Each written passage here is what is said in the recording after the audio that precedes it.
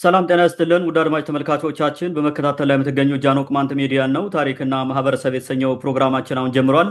በዛሬው ፕሮግራማችን በአንድ ወቅት በወገራ ሰዎች ላይ የታወጀው አዋጅ ዛሬ መቀጠሉ በሚል ርዕስ አንድ ውይይት ይዘንላችሁ መጥተናል።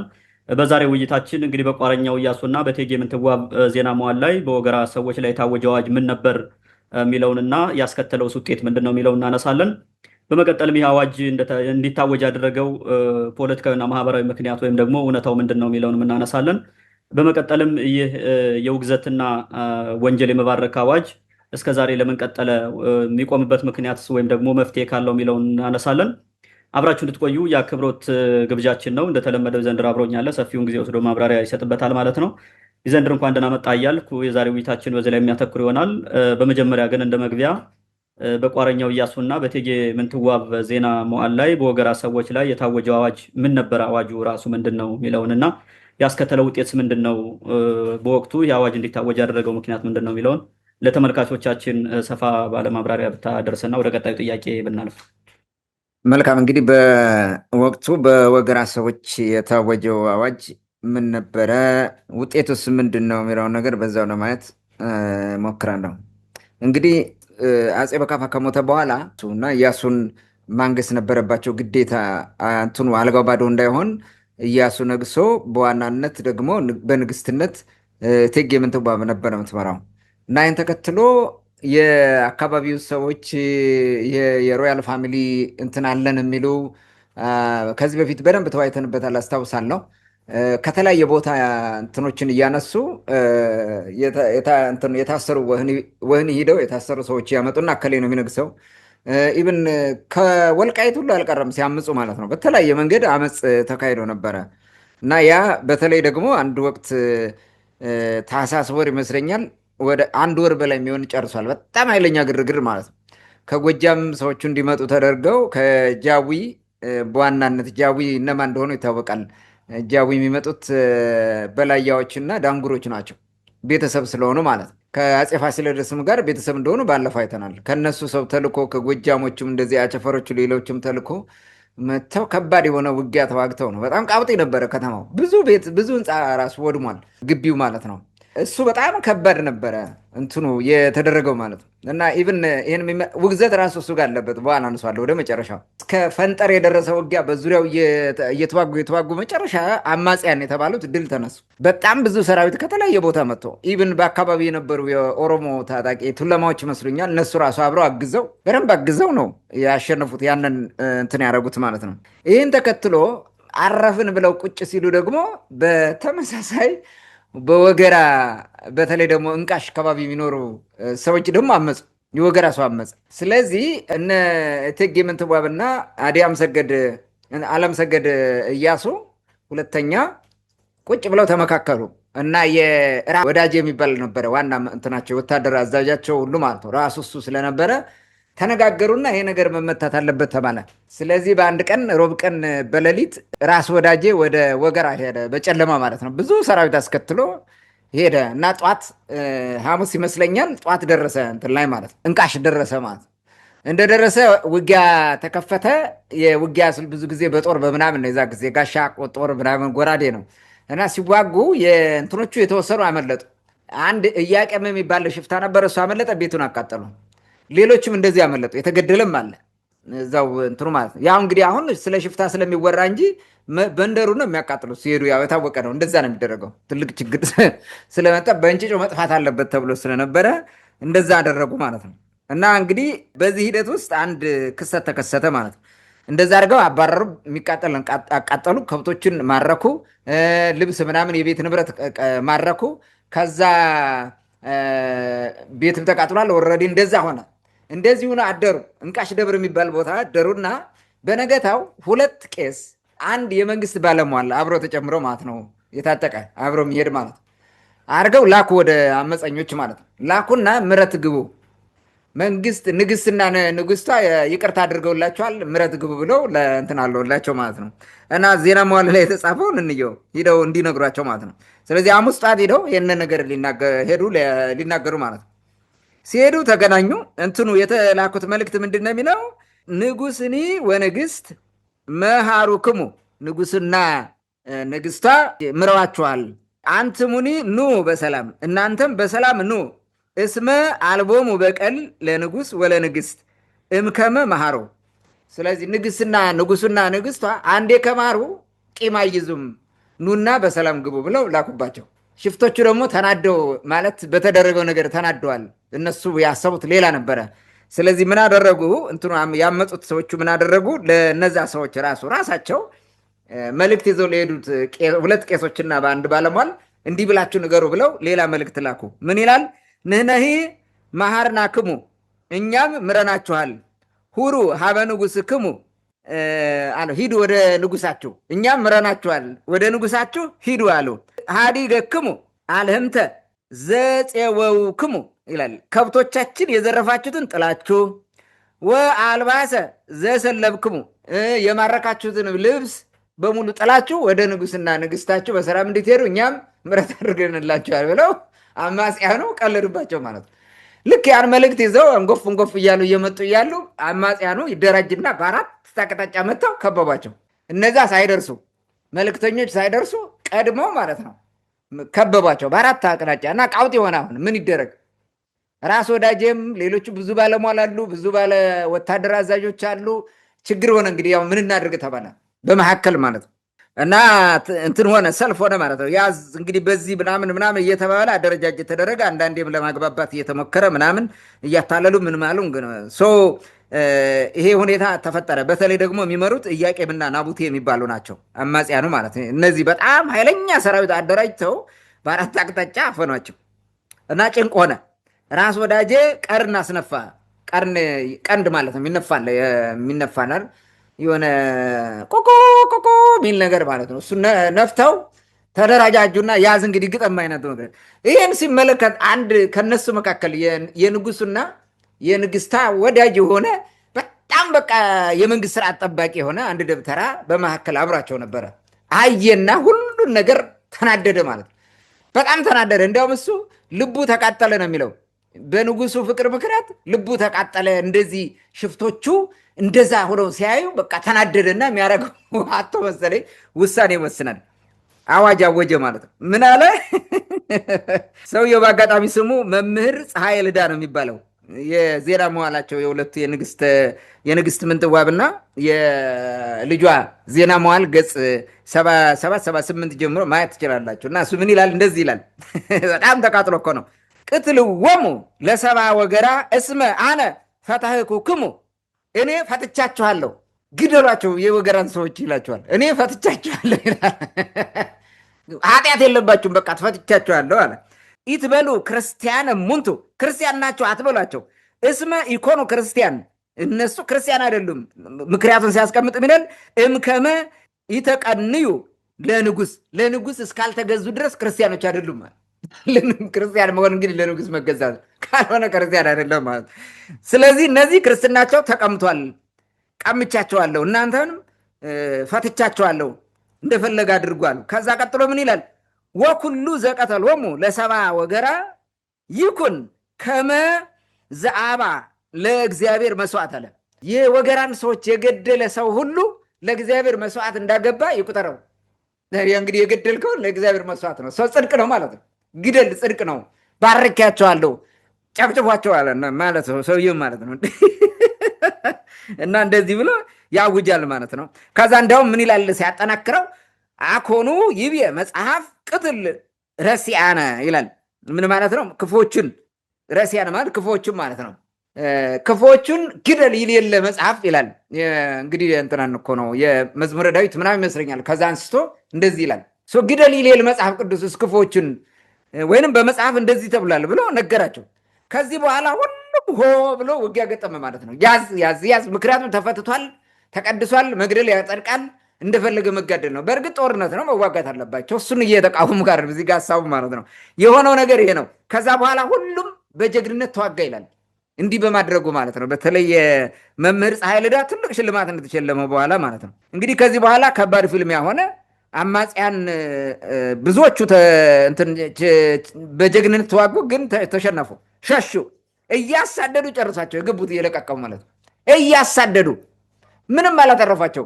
እናም ዜና መዋሉ እንዲህ ይላል። ከዛ ቀጥሎ ወሃልቁ አለቁ ይላል እንትኖቹ ወሃልቁ አማጽያን ሰባ ወገራ እስመ ገሰሱ እንትኑ ኃጢአታቸውን ሲያበዛው ማለት ነው። አሁን እዚህ ጋር ኃጢአታቸውን ሲያነሳ ማለት ነው።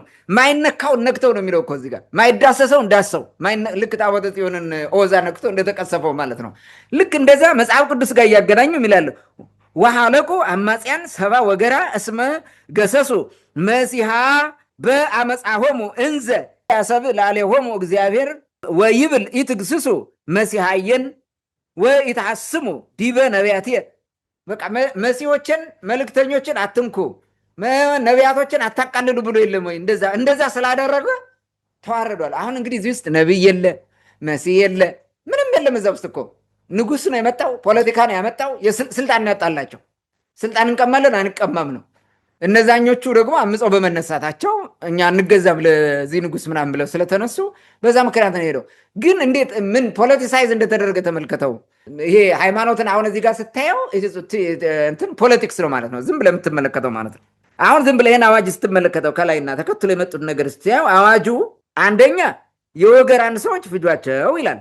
ምንድን ነው የወገራን ሰው ፍጁ ማለት? አማጽያኑን ፍጇቸው ነው መባል ያለበት ወይስ ሰባ ወገራ እኮ ነው የሚለው? ሰባ ወገራን አጥፋ ነው የሚለው። ስለዚህ አንተ ስታመፅ ቤተሰብም መንደርም ሁሉም ይቃጠላል ማለት። ብዙ ሰው እኮ ተጎድቷል በዛ ጊዜ። ክርስቲያን ናቸው ብላችሁ አትማሯቸው ይላል። ክርስቲያን ናቸው ብላችሁ አትማሯቸው። ክርስትናቸውን ነጥቅ ያለው ለምን? ንጉሱን ተቃውሟል። የገደላችሁ ሁሉ የእግዚአብሔር መስዋዕት እንደሆነ ተረዱት የሚለው ነገር መጽሐፍ ደግሞ እንደዚህ ግደሉ ይላል። እነዚህ ክፉዎችን ግደሉ የሚል መጽሐፍ ሁሉ አለ ብሎ ያነሳውና ከዛ ቀጥሎ እንትኑን ኖርማላይዝ ያደረጉበት አዋጁን ኖርማላይዝ ለማድረግ የተጠቀሙበት ነገር ስትመለከተው በጣም አስቸጋሪ ነው። ይሄ ምን አመጣ? በጣም ከባድ የሆነ ጭፍጨፋ ውጤቱ በዛ ጊዜ ማለት ጭፍጨፋ እንዲፈጸም ተደረገ ማለት። እዛ አካባቢ ያለ ሰው ዲሞራላይዝ እንዲሆን ተደረገ።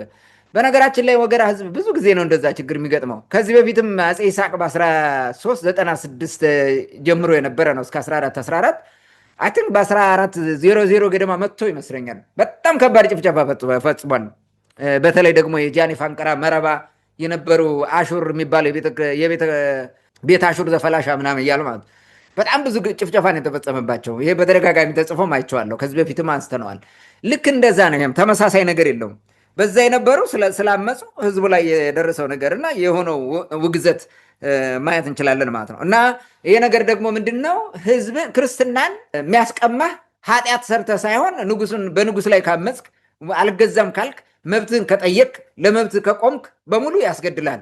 ዝም ብለህ መገዛት አለብህ ለንጉስ። እምቢ ካልክ ያው እንደዚህ ያደርጋል። የተሰማራው ካህን ቄስ የምትለው የሚሰራው ለመንግስት ነው ማለት ነው፣ ለእግዚአብሔር አይደለም። እኔ በዛ ቦታ በሆን ምንድነው ላደርግ የምችለው? ቄስ በሆን ማለት ምንድነው የማደርገው? በተቻለ መጠን መስቀልም ታቦትም ይዤ በመውደቅ ማለት ነው ማስታረቅ ነው የሚሆነው በመሃል ማለት እንጂ ፍጇቸው ጨርሷቸው ምናምን የሚል አንደኛ ጨርሷቸው ስላልክ እስከ መጨረሻው ነው የሚዋጉ። እነሱም እኮ ብዙ ጉዳት አምጥተዋል፣ እስከ መጨረሻው እንትን ብለዋል።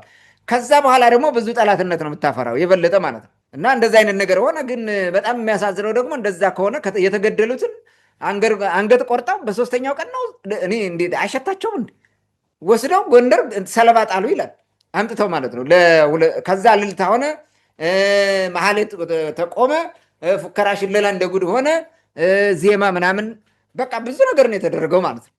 ያን በማምጣታቸው በመጣላቸው የምስራቹን ይዞ የመጣ ሰው ራሱ ካባ ተሸለመ። ምን ያልተደረገ ነገር የለም የተላከው ማለት ነው።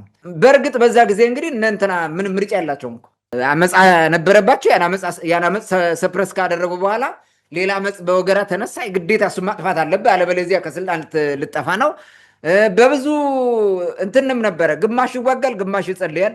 የእቴጌ ምንትዋብ እናት ወይዘሮ እንኮይ የምትባለው በየቤተ ክርስቲያኑ ስለት እያገባች የእሷ ስለት ነው የተሰማም ይላሉ የተጻፈውን አንዳንድ እንትኑ ዜና መዋሉ ላይ ሰነበው ግርም ይለኛል።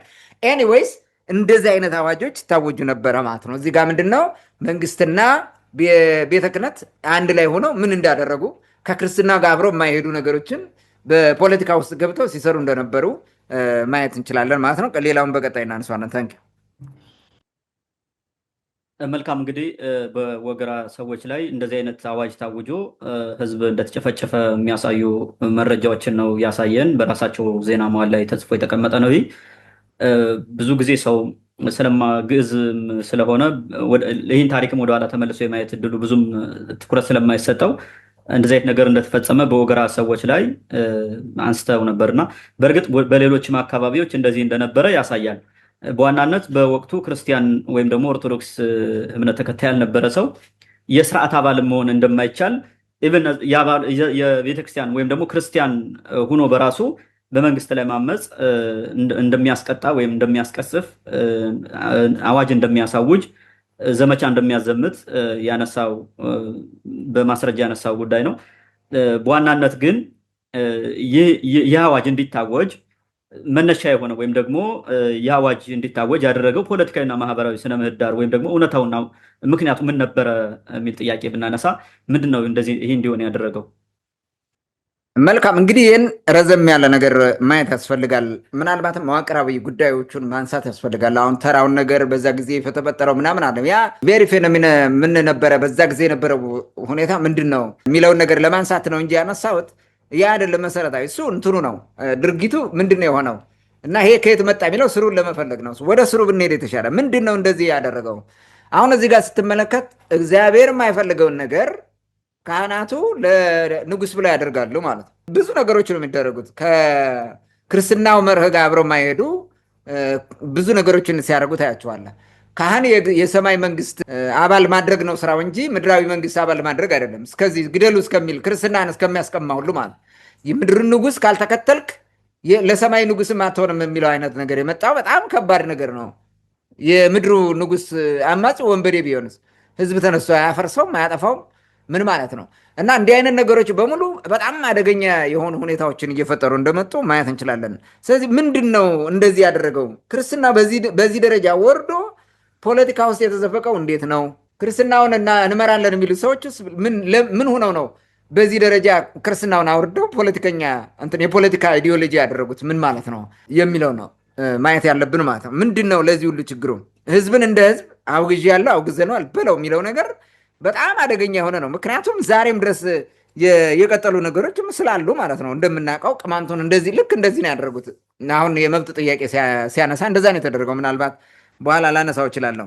ስለዚህ ይህንን ነገር ወደኋላ ሄደን ታሪካዊ ዳራ፣ ፖለቲካዊ ዳራ፣ ምናልባትም ባህላዊ ሟቴበር ኤኒ ስነ ምህዳር መመልከት ያስፈልጋል ብዬ አስባለሁ። እንግዲህ ለዚህ በርካታ ታሪካዊ ምክንያቶች አሉ። አንደኛው ክርስትናው ያለ ተፈጥሯዊ ባህሪው የንጉስ ሃይማኖት ሆነ። ክርስትና በተፈጥሯዊ ባህሪው ለንጉስ ሃይማኖት የሚሆን አይደለም። ተፈጥሮ ማለት ለምን ብትለኝ ክርስትና ያስተማረው እንደዛ አይደለም።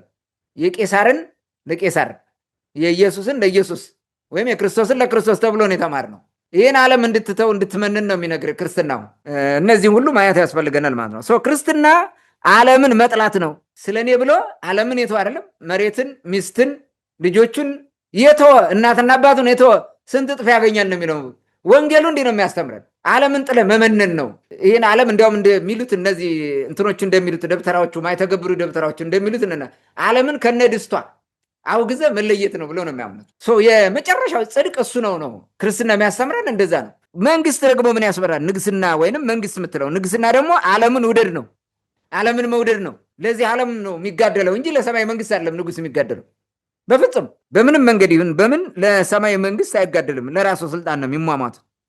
እነ ምንትዋብም ሆኑ ኢያሱም የተጋደሉት በዛ ደረጃ የተፈጣፈጡት ለሰማይ መንግስት መውረሻ ምናምን አይደለም በፍጹም። ምድራዊ ስልጣናቸው እንዳይቀማ ነው። ኦልሬዲ ስለሚጣፍጣቸው እዛ ጋር ነው ብዙ የተዋጉት ማለት ነው። ሌላው ክርስትና ለሌሎች መስዋዕት መሆንን ነው የሚሰብከው። ንግስና ደግሞ ሌሎችን ሰውተህ አንተ ስልጣን ላይ መቀመጥ ነው የምትፈልገው። ሌሎችን አጥፍተህ አንተ ስልጣን ላይ እንዴት ሆኖ ይገናኛል? ሁለቱ እኮ ተቃራኒ ነው። ክርስትና እንዴት ሆኖ ነው ከዓለማዊው ንጉስና ጋር አብረው ሊሄድ የሚችለው? በምን መንገድ በምን ሂሳብ ሊሆን ይችላል? ንጉሱ ሲያጠፋ እንትን አትለውም ማለት እኮ ነው። አትናገረውም፣ አትተቸውም፣ አታወግዘውም። በቃ አለቀ። ምንም ነገር የለውም። ኦልሬዲ ትንሹ እግዚአብሔር ንጉሱ ነው። ለምን ንጉሱ እግዚአብሔር ባይሆን እኮ ንጉሱን ተቃውሟልና ክርስትናቸው ተቀምጧል እኮ ነው ያለ። ስለዚህ ንጉሱን መቃወም እግዚአብሔር እንደመቃወም አድርገው ነው የወሰዱት ማለት ነው። በዚህ ሜንታሊቲ ውስጥ ነው ያስቀመጡን ማለት ነው። ስለዚህ ሁለት ተቃራኒ ነገሮችን አመጣል። ሌላ ተቃራኒ ላምጣ። ክርስትና ሰማያዊ ነው፣ ንግስና ደግሞ ምድራዊ ነው። የምድሩን ንጉስ አትፈልጉ፣ የዚህ ምድር ዓለም ያጥፋል፣ ዓለምን አትፈልጉ እኮ ነው አይደለም? በዓለም ያለውን ብልጭልጭ ነው። ይሄ የዓይን አምሮትና የስጋ ፍላጎት ነው። ዓለሙም ያልፋል፣ ንብረቱም ይጠፋል ነው። ክርስትና የሚያስተምረው ይህን ነው። እኛ የምናውቀው ክርስትና እንዲህ ነው። ግን መንግስት ጋር ሆነው ደግሞ መከራው ነው ያለው ማለት ነው። መንግስት ላይ መከራቸው ነው ያለው። ይሄ ደግሞ ሌላ ጉዳይ አመጣ ማለት ነው። ምድራዊ እንዲሆን አደረገው ክርስትናውም ማለት ነው። ለዛ ነው ውግዘቱ ምናምን የሚመጣው። ሌላው ክርስትና ክርስቶሳዊ ነው። ንግስና ደግሞ ቄሳራዊ ነው። የቄሳርን ለቄሳር የክርስቶስን ለክርስቶስ ነው የተባለው። ቄሳርና ክርስቶስ አብረው ሊሄዱ አይችሉም። ለሁለት ጌቶች መገዛት ስለማይቻል ማለት በዚህ ለክርስቶስ በዚህ ለንጉስ ልትገዛ አትችልም። በፍጹም ሊሆን አይችልም። እንደ ስጋዊ ለንጉስ ትገዛለህ፣ እንደ ስጋዊ ማለት ግን ገብተህ ዋና አገልጋይ ለንጉሱ ምሰግድ ለንጉሱ ብለህ ሰው ምትገል ምታስገድል ሰው ምታወግዝ ክርስትና ምትቀማ ግን መሆን የለብህም። ክርስቶስን ግብር መክፈል ይገባል አይገባንም እንትን ብለው ፈተኑት ለቄሳር። እስኪ ሳንቲሙን አሳዩን አላቸው። አሳዩት። ጽሑፈቱም ምስሉም የማን ነው አላቸው። የቄሳር ነው። እንግዲያስ የቄሳርን ለቄሳር ክርስቶስን ለክርስቶስ አላቸው። እርሱም ለጴጥሮስ የሆነ ሳንቲም ሰጠውና ሂደ ክፈል፣ ለአንተና ለእኔ ከፍለን አለው። ሂዶ ከፈለ። ይሄ በምድር ሲኖር የተጠየቀውን ምድራዊ የሆነውን ነገር የከፈለው እንጂ ሰማያዊን ክብር የሚያስቀርበት አይደለም። ግብር ስለከፈለ ለክርስቶስ ምንም እንትን የለውም። እንደዛ አይደለም። ስለዚህ ሳይከፍል እንደዚህ ነው ምናምን ብለው ከሚከሱት ደግሞ የሚያመጣውን ነገር ስለሌለ አራያነትም ስለሆነ ሌላው ግብር መክፈል ችግር ስለሌለው ማለት ነው ያን ያደረገው እንጂ ለንጉሱ ብሎ ስልጣኑን አልተውም። ለንጉሱ ብሎ ሌላ ምድራዊ እንትን የሰማያዊ ስልጣኑ ምድራዊ ለሆነው ነገር እንትን አላደረገም በፍጹም።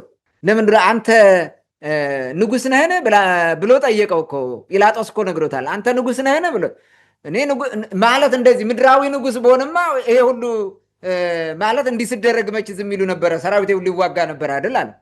የምድራዊውን እንትን የንቆት ነው የነገረን። ምድራዊውን ህይወት ምድራዊ ንግስና እንድትንቀው ነው ክርስትና የሚያስተምር። በተቃራኒው የኞቹ ግን በሰማያዊ ምድር መንግስተ ሰማያት ለመግባት ምድራዊ መንግስት መውረስ አለብህ በግዴታ ማለት። እንደዛ ከሆነ ለነ ዲዮቅሊጣኖስ የጨረሷቸው በዛ ጊዜ ማለት ነው። እነዛ የአራተኛው መቶ ክፍለ ዘመን ሰማዕት በሙሉ እነዛ ሰማዕታት በሙሉ ገነት አልገቡም ማለት ነው። ምክንያቱም ንጉሱን ተቃውሞ ነው፣ ምድራዊውን ስልጣን ተቃውሞ ነው ራሳቸውን አሳልፈው የሰጡ። እነ ጊዮርጊስ ሰማዕትነት ያገኙት ሁሉ እንደዛ ነው። ስለዚህ እንዴት ሊሆን ይችላል? ማይጣጣም ነገር ነው እያመጡ የነገሩ ማለት ነው። ይህን የምናገርበት ሃይማኖት ለመስበክ ሳይሆን መርሁንና ስርዓቱን የጣለ ክርስትና ነው የመጣንበት የሄድንበት ማለት ነው። ክርስትናው ከክርስትናነት ወጥቶ ፖለቲካዊ ሆኖ መጥቷል ማለት ነው። ፖለቲካዊ ሆኖ ነው የኖረው። የንጉስ ፖለቲካ ምንድን ነው ከተባለ በዛ ዘመን ክርስትና ነው። ይህን በተደጋጋሚ በማነሳቸው ነገሮች ማየት እንችላለን ማለት ነው። ስለዚህ ይህ ነው ክርስቶሳዊና ቄሳራዊ መሆኑን ሁለቱን ለማጣጣም የተደረገው ነገር ተገቢ አይደለም። ሌላው ክርስትና በመንፈስ ጀምሮ በመንፈስ ይጨርሳል። ንግስና ደግሞ በስጋ ጀምሮ በስጋ ይጨርሳል። ሁለቱም አይጣጣሙም፣ አይገናኙም። ጭራሽ ሰማይና ምድር ናቸው፣ አብረው ሊሄድ አይችሉም። ስለዚህ መንፈሳዊ አገልጋይ ሆነ ለንጉስ አገልጋይ ባሪያ መሆን የለብን በዛ ደረጃ ማለት ነው። የንጉስን ስልጣን ለመጠበቅ ብለህ ያን ነገር ማድረግ የለብን። ከሆነ ሚዛናዊ ሆነ ነው። ኦኬ የመንግስት ስርዓት መፍረስ የለም ካልክ ማስታረቅ ነው ያለብህ። ጭራህን ቆልፈ ማስታረቅ። የተበደሉት ነገር ይኖራል። እነዛ አማጽያን እኮ ምንድን ነው የተበደላችሁት? ምን ካሳ ይከፈላችሁ? በደንብ አድርገህ እንትን ማድረግ አለብህ ማለት መምከር። በዛ ደረጃ ሊፈታ የሚችለውን ነገር ለመፍታት ነው የምትሞክረው እንጂ በዛ ሂደህ ተወሽቀ ተሰልፈ ከመንግስት ጋር በዛ ደረጃ የወገራን ህዝብ ጨፍጭፉት፣ ግደሉት፣ ቁረጡት፣ ይሄ መንግስተ ሰማያት ያስገባችኋል የሚል ነገር ማድረግ አትችልም ማለት ነው። ክርስትና አያልፍም። መንግስት የዚህ ምድር መንግስት ግን ያልፋል። ክርስትና በዚህ ዓለምም ስትኖርም አለ። ይህንም ዓለም ጥለው ወደ መንግስተ ሰማያት ስትሄድም ዳግም ምጽአት በኋላ ይቀጥላል። በሰማይ እምነት በዛው ከእግዚአብሔር ጋር ያኖርሃል ማለት ነው። ይሄኛው ግን በዚህ ምድር የሚያልፍ ነው። በልተጠተ ጥለው እንደምትሄደው ሁሉ ይህም ተጠቅመው ተዝናንተበት የምትሄደው ነው የመንግስት ስርዓት የሚባለው ማለት ነው። ከዚህ አንጻር መመልከት እንችላለን። እና ውግዘቱ ከዚህ መርህ ክርስትና ከዚህ ወጥቶ ንጉሳዊ ስለሆነ የቤተ መንግስት አገልጋይ ስለሆነ በማይገባው ቅድም እንዳልኩት ያለ ባህሪው የቤተ መንግስት ገብቶ መንዘማነን ስለጀመረ ማለት ነው። ክርስትና እንደዚህ ስለሆነ ምድራዊ እንዲሆን አደረጉት ማለት ነው። በዚህ መንገድ ነው ያ ውግዘት ሁሉ የመጣው። የመንግስት ፖለቲካ መሳሪያ ሆኖ ውግዘት ተጠቀመ ማለት ነው። ሁለተኛው ክርስትናው ከመንግስት ጋር ላይፋታ ተሳሰረ። ላይፋታ ያኛው ያለ መርሆ መጥቶ የመንግስት እንትን ሆነ። አክሱማውያን እንደዛ አደረጉት፣ እነዚህኞቹም ደግሞ ጨመሩት። በቃ እንደዛ አደረጉ። ይሄም አሁን ይሄኛው ምንድን ነው? ላይፋታ አንድ ሆኖ ተጋመደ ክርስትናና መንግስት ማለት ነው። ቄሶች ለንጉስና ለፈጣሪ እኩል መታዘዝ ጀመሩ። ለንጉስና ለፈጣሪ እኩል ይሰግዳሉ። ጆን ቤፈር ነግሮናል። ንጉሱ በመጋረጃ ሆኖ ይቀመጣል። የሰለሞን ስርወ መንግስት መሰረት የሆነው ማለት ማንም ህዝብ የሄደ የፈለገ ቄስ ይሁን መነኩሴ ጳጳስ ይሁን ከንጉሱ ፊት ሄዶ በሆዱ ነው የሚወድቀው። ሲወድቅ ራሱ በግንባሩ የሚሰግድ መሰለ በሆዱ ዘፍ ብሎ ሙሉ ሰውነቱን መዳፍ ሁሉ መሬት ነክቶ ይወድቃል። ንጉስ 1000 ዓመት ይንገስ ብሎ ንጉሱ መዛወት ይላል እንደ ጠብቃይ፣ ሌላ ምንም የለውም። በዚህ ምክንያት እኮ ነው እነዛ ደቂቀ እስጢፋኖስ የሚባሉት አባ እስጢፋኖስ እና ተከታዮቹ በታምረ ማርያም ላይ እንደተጻፈው አፍንጫቸው ተቆርጦ በኋላም አንሰግድም ስላሉ በድንጋይ ተወግረው የተገደሉት እኮ በዚህ ምክንያት ነው። በዚህ ፖለቲካ እኮ ነው። ለንጉሱ አንሰግድም ሲሉ ምን ብለን እንወንጅላቸው ተባለ? ለመስቀልና ለድንግል ማርያም አንሰግድም ብለዋል ብለው ወነጀሏቸው። ፖለቲሳይዝ አድርገው ጨፈጨፏቸው ማለት ነው። በዛ ደረጃ አጠቋቸው። ይሄ ድንቁርና ነው ያን የወለደው ማለት ነው። እንዲህ ነው። ስለዚህ ቄሶች ለንጉስም ለፈጣሪም እኩል መታዘዝ ጀምረው፣ መጽሐፍ ቅዱስ ደግሞ ለሁለት ጌቶች መገዛት አትችሉም፣ ለስጋዊና ለመንፈሳዊው ጌታ አትገዙም ማለት። ለማን? ለገንዘብና ለእግዚአብሔር መገዛት አትችሉም ማለት። ገንዘብ ማንን ይወክላል? ንጉሱን። ለንጉስና ለእግዚአብሔር መገዛት አትችልም። በአንድ ላይ የፈለገ ክርስቲያን ንጉስም ይሁን ማለት በአግባቡ ከመራ ኦኬ። ግን ለሱ ጥቅም ብለህ እንደዛ ፖለቲካ እየሰራለት ግን ልትሆን አትችልም፣ ልትገዛ አትችልም። ሰይጣናዊ ነዋ፣ ባዕድ አምልኮት ነዋ። ይሄን የሆነው ማለት ነው። ለንጉሱ ይሄን የሰሩት ማለት ነው። ክርስትናው ገብቶን ሳይሆን የመንግስት እምነት ስለሆነ ብቻ እንድንቀበል አደረጉን። ፍጹም እንትን ስላለማት ብትጠመቅም ባትጠመቅም የመንግስት ስርዓት ነው ክርስቲያን ትላለህ። ሀገዳም ድግናዎች ላይ እያመጣ ቤተክርስቲያን ሲሰራብህ እያስገደደ በወታደር ሲያጠምቅ ምንም አትልም። በቃ ተቀብለ ዝም ትላለህ ማለት ነው። ዶሮ ተረግጣ ስጨርስ ክንፏን ርግፍ ርግፍ እንደምታደርገው አንተም ርግፍ ርግፍ አድርገህ ትቀጥላለህ ዝም ብለህ ማለት ነው። እንደዛ ነው። በቃ አቢዩዝ ነው ክርስቲያኒቲ ኢን ኢትዮጵያ አቢዩዝ ነው የተደረገው። አቢዩዝ ነው የተደረገው። በተቋም ደረጃ ነው የምታገኘው እንጂ የህዝቡ አእምሮ ውስጥ እኮ አታገኘውም። የለም ህዝቡ በጥንቱ የህገ ልቦና ስርዓት ውስጥ ነው ያለው። ዛሬም ቢሆን ማለት ነው እዛ ውስጥ ነው የምታገኘው እንጂ በእንትኑ አይደለም። ማህበር ጠጣ ምናምን ሲሉት ማህበር ሲጠጣ ምናምን ታገኘው ማሱ። ለምን? የንጉስ ሃይማኖት ነው ተቀበለ፣ በቃ አለቀ። የራሱን ሃይማኖት ደግሞ በውስጡ ይዞ ይቀጥላል። በአደባባይ የእርሱን ደግሞ ደብቆ ዛሬም ድረስ እኮ ነው እንደዛ የሆነው። እንዴት ሆኖ ለምን ላይፈታ መንግስት ጋር ተገባ? በዚህ መንገድ ትልቅ ችግር መጣ። ስለዚህ ድንቁርናውን ሁሉ ተሸክሞ የሚሄድ ህዝብ መጣ፣ ተወለደ ማለት ነው። ይህን አሁን ስትናገር እኮ የሰደበን አዋረደን ምናምን ብለው ሊጮሁብህ ሊከሱብህ ይችላል። እንደ ሰሞኗ ልጅ ማለት ነው። ላሊበላ የሚባል ነገር አንስታ ያችን ልጅ እንዴት እንዳረጓት አስቡ። ግን ቅዱስ ላሊበላ እኮ ነው ሰዎቹን እንዲለምኑ እንትን ያደረጋቸው። የስጋ ደዌ ይዟቸው ሲቸገሩ እንትን ሲሉ እስኪ እግዚአብሔር ቢምራችሁ እየዞራችሁ ጩሁ እስኪ ሌሊት ከ10 ሰዓት እስከ 12 ሰዓት ሌሊት እየዞራችሁ ለምኑ አለው። እና አሚን የሚለው እኮ አማኝ ማለት ነው። በነገራችን ላይ አምናችሁ ለምኑ ብሏቸው ነው። እንደዛ ብሎ በዛ መንገድ ነው የጀመሩት ሰዎቹ። የስጋ ደዌ ስለነበረባቸው በዛ ጊዜ መድኃኒት ስለሌለው እግዚአብሔር እንዲተዋችሁ እንዲምራችሁ ብሎ ነው እንትን ያደረጋቸው። ግን አሁን እና ከላሊበላ ጋር የሚያያይዘው ነገር የለም ብለው አሉ። አሁን ዝም ብለህ ማለት ነው። እውነት ሲወጣ ስለማይወዱ ብቻ ነው።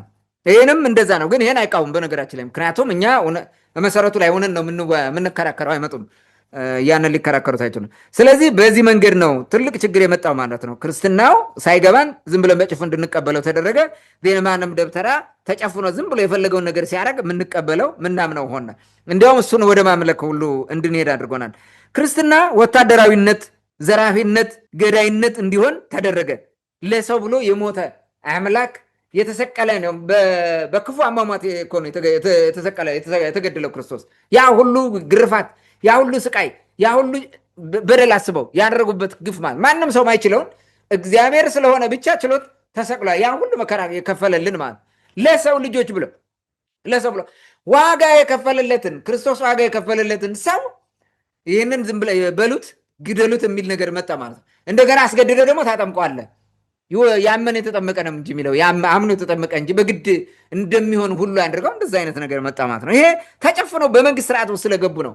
መርሳት የሌለብህ አክሱማውያኑ የዳማቱን ስርዓት ለማፍረስ በሚል የሄዱበት መንገድ ያልሆነ አእምሮ ውስጥ እንዲከተቱ አደረጋቸው። አልሙቃህን እንዲከተሉ አደረጋቸው። ተናደው ማለት ነው ለማፍረስ።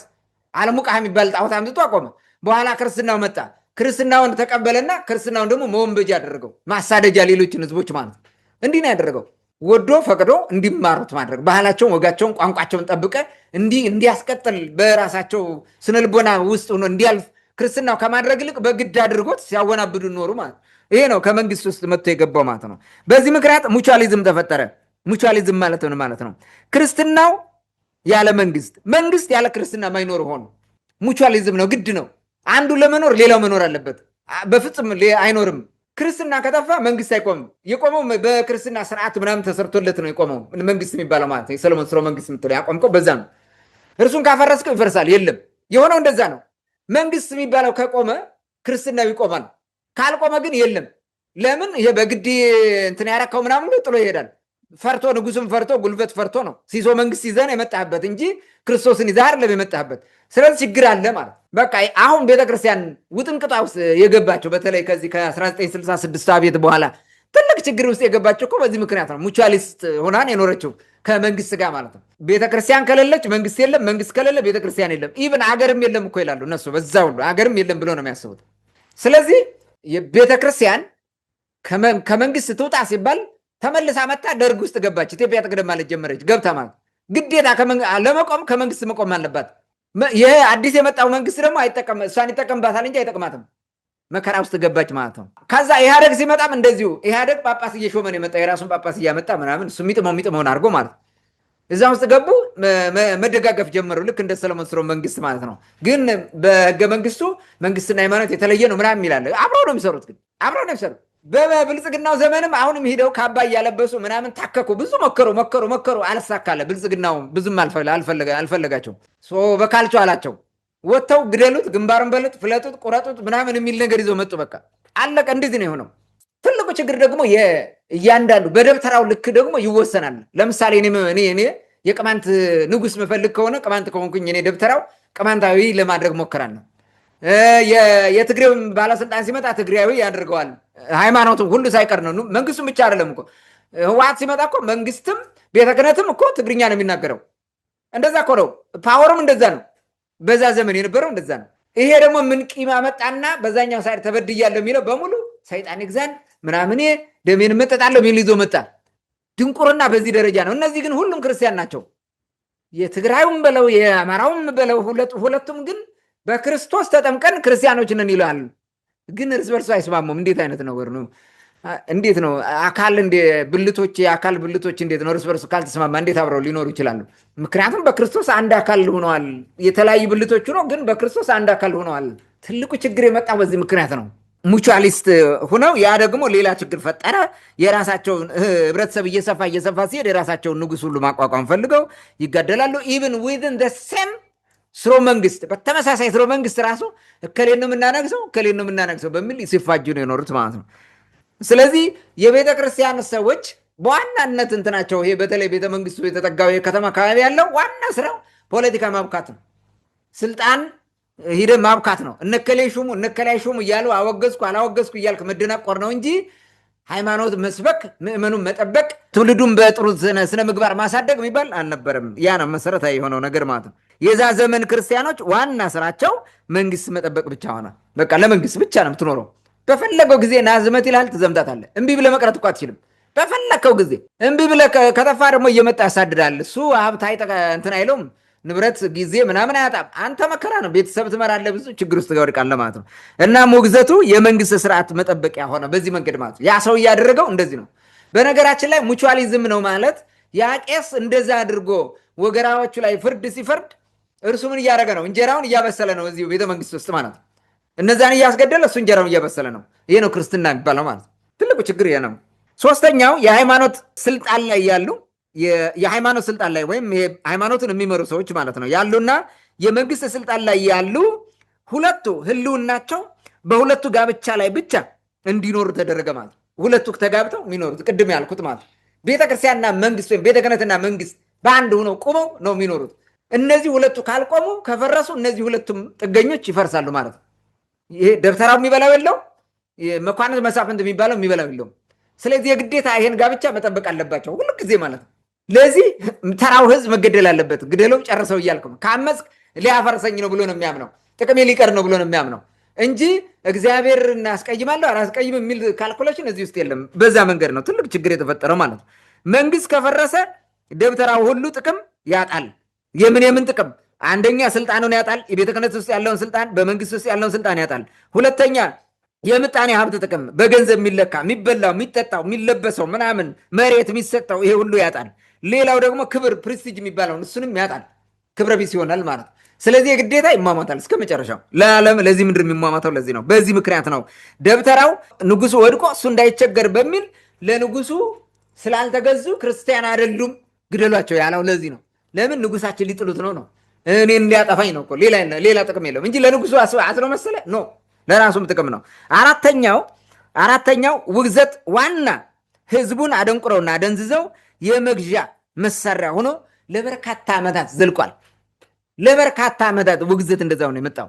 በተለይ ከሰለሞን ስርወ መንግስት የሚባለው ከዛ ግቤ መውደቅ በኋላ ውግዘት በቃ የመጨረሻ አደገኛ ሆኖ የቀጠለበት ነው። ይህን ጀሮም ሉዶልፍ የጻፈውን እንየው ገጽ 27 ላይ በ1681 ያሳተመው መጽሐፍ ማለት ነው። ኒው ሂስትሪ ኦፍ ኢትዮጵያ የሚለው መጽሐፉ ማለት ነው።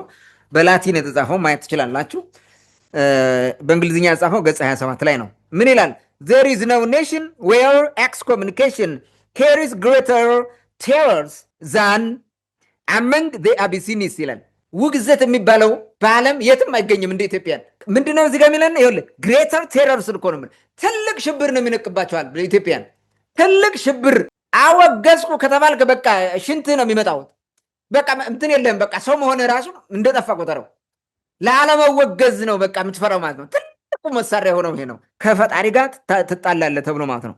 እንዲህ የእኛ ሰዎች እኮ ቋንቋችሁን ከዚህ በኋላ እንዳትናገሩ አውግዘናል፣ ቋንቋ እንዳትናገሩ ተብለው እያወቁ ቅማንተኛ እንዳይናገሩ አፋቸውን ለጉሞ አማርኛ ተምረው ቤተሰቡን አማርኛ ተናጋሪ አድርገው እኮ ነው የጠፉት ብዙዎቹ። ተጠምቀናል ብለው ማለት በምን እንትን there is no nation where excommunication carries greater than terror than among the Abyssinians እንደ አቢሲኒያውያን ሽብር የሚነዛ ኤክስኮሚኒኬሽን ወይንም ውግዘት ያለበት በየትኛውም ሀገር ሌላ ሀገር አይገኝም። በየትኛውም ዓለም የለም፣ የትም ዓለም የለም እንደዚህ የሆነ ማለት ነው ይለናል። ከዛ ቀጥሎ which puts in power of the priests to abuse the religious temper of the people በዚህ ምክንያት ቄሶች ኃይል እንዲያገኙ ያደረጋቸው፣ ኃይለኛ እንዲሆኑ ኃይል አገኙ፣ ስልጣን የበላይነት አገኙ፣ እንደፈለጉ የሚያደርጉበት ማለት ይህ ኃይላቸው ደግሞ ምን አደረገ?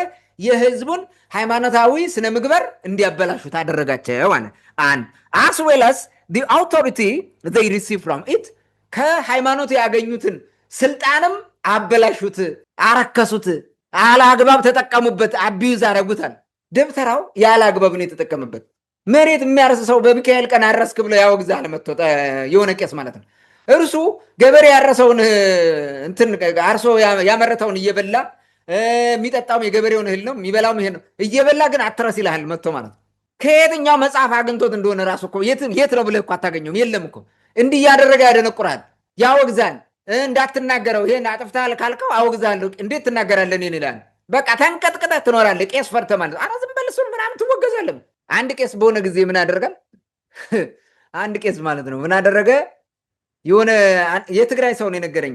በሆነ ነገር ሰውየው ዝም ብሎ ወፈ ገዝት ነው ብድግ ብሎ ይሆን ካላረክልኝ ይልና ይገዝተዋል። ሰውየው እንትን አወገዝኩ ይለዋል።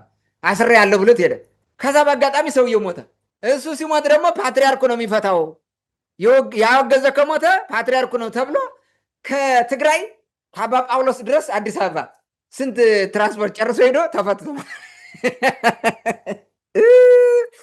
ይሄ በጣም ትልቁ ችግር ነው። ይኸው እዚህ ጋር ነገረን ነው። እንደዚህ አድርገው ነው ይለናል። ለጥቃቅን ነገር ሁሉ ለጥቃቅን ራሳቸው ለሚፈልጉት ጥቃቅን ነገር ሁሉ ያወግዛሉ ይለናል። እዚህ ጋር በጣም ነው የሚገርመው። for the at least trifle in which their interest is concerned ተራ ነገር ለሆነ ሁሉ ያወግዟል። አቢዩዝ አደረጉት ስልጣናቸውን። ስልጣነ ክህነት የሚባለው በቃ በኢትዮጵያ አቢዩዝ የተደረገ ማለት እንደፈለገ አቢዩዝ አድርገው ተጠቀሙበት። እንዲህ አድርገው ኖሩ። ይሄንን እንደፈለገ አድርገው ከንጉስ በላይ ሆኖ እኮ ነው የሚኖረው አንድ ቄስ። እንዲህ አድርጎ ለመኖር የግዴታ ምን መሆን አለበት? ንጉስን መጠበቅ አለበት ማለት ነው። በዛ ጊዜ ያለውን ነው። አሁን ያለው ቄስማ ብዙ የሚሰቃይ ነው፣ ግን እብድ አልጠፋም፣ ዛሬም አለ። ይህንን ማየት እንችላለን ማለት ነው። አምስተኛው ውግዘት ባህል አድርገን ስለቀጠል፣ ስለዚህ ውግዘት ስለሚፈራ እንዲህ በማለት ምን ይሆናል ማለት ነው እንትን ያደረጋል። ግደል ሲል ትገላለህ፣ በቃ አጥፋ ሲል ታጠፋለህ። ህዝብ ማለት ወንድምህን እህትን ሁሉ ግደል ሲሉ ትገላለህ። አውግዣለሁ ትለዋለህ። ፈትቻቸዋለሁ ግደሉ ማለት ካልገደልክ ትወገዛለህ፣ ስለምትፈራ ሁሉ ትገላለህ። እንዲህ አይነት ነገር ነው አቢዩዝ የተደረገው ማለት ነው።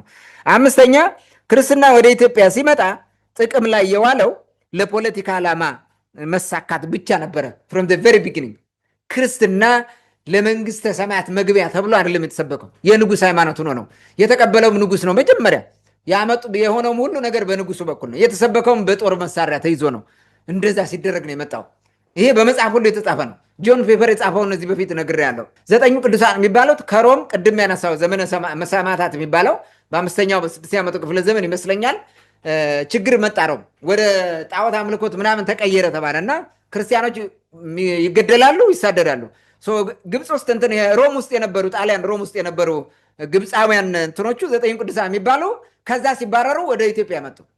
አክሱም ከባቢ ተቀመጡ ከአክሱም ስርወ መንግስት ጋር ሆነው። ከዛ ምንድን ነው የሚለው እሱ እነዚህ በየገጠሩ የወጡ የቀደሙ ሳክሬድ ፕሌስ የህገ ልቦና ሳክሬድ ፕሌስ በሙሉ ቤተክርስቲያን ሰሩባቸው ይላል። እንትኖቹ ደግሞ አክሱማይት ሶልጀርስ ፎርስድ ዘ ፒፕል ቱ ቢ ባፕታይዝድ ይላል። ወታደሮች ደግሞ እንዲጠመቅ ህዝብን ያስገድዱታል። እምቢ ያለ ይገደላል ወይ ይሸሻል፣ ያመልጣል። እንዲህ ነው የተደረገው። ይሄ ታሪክ ነው፣ የተጻፈ ነው። እኔ አይደለም የጻፍኩት፣ የሆነ የነበረ ነው። ለምን ይህን ትናገራለህ ምናምን እናገረዋለሁ። ታሪካችን ነው። ዛሬም እኮ አልተማርንም። ከዛ ስላልተማርን ነው የምናገረው።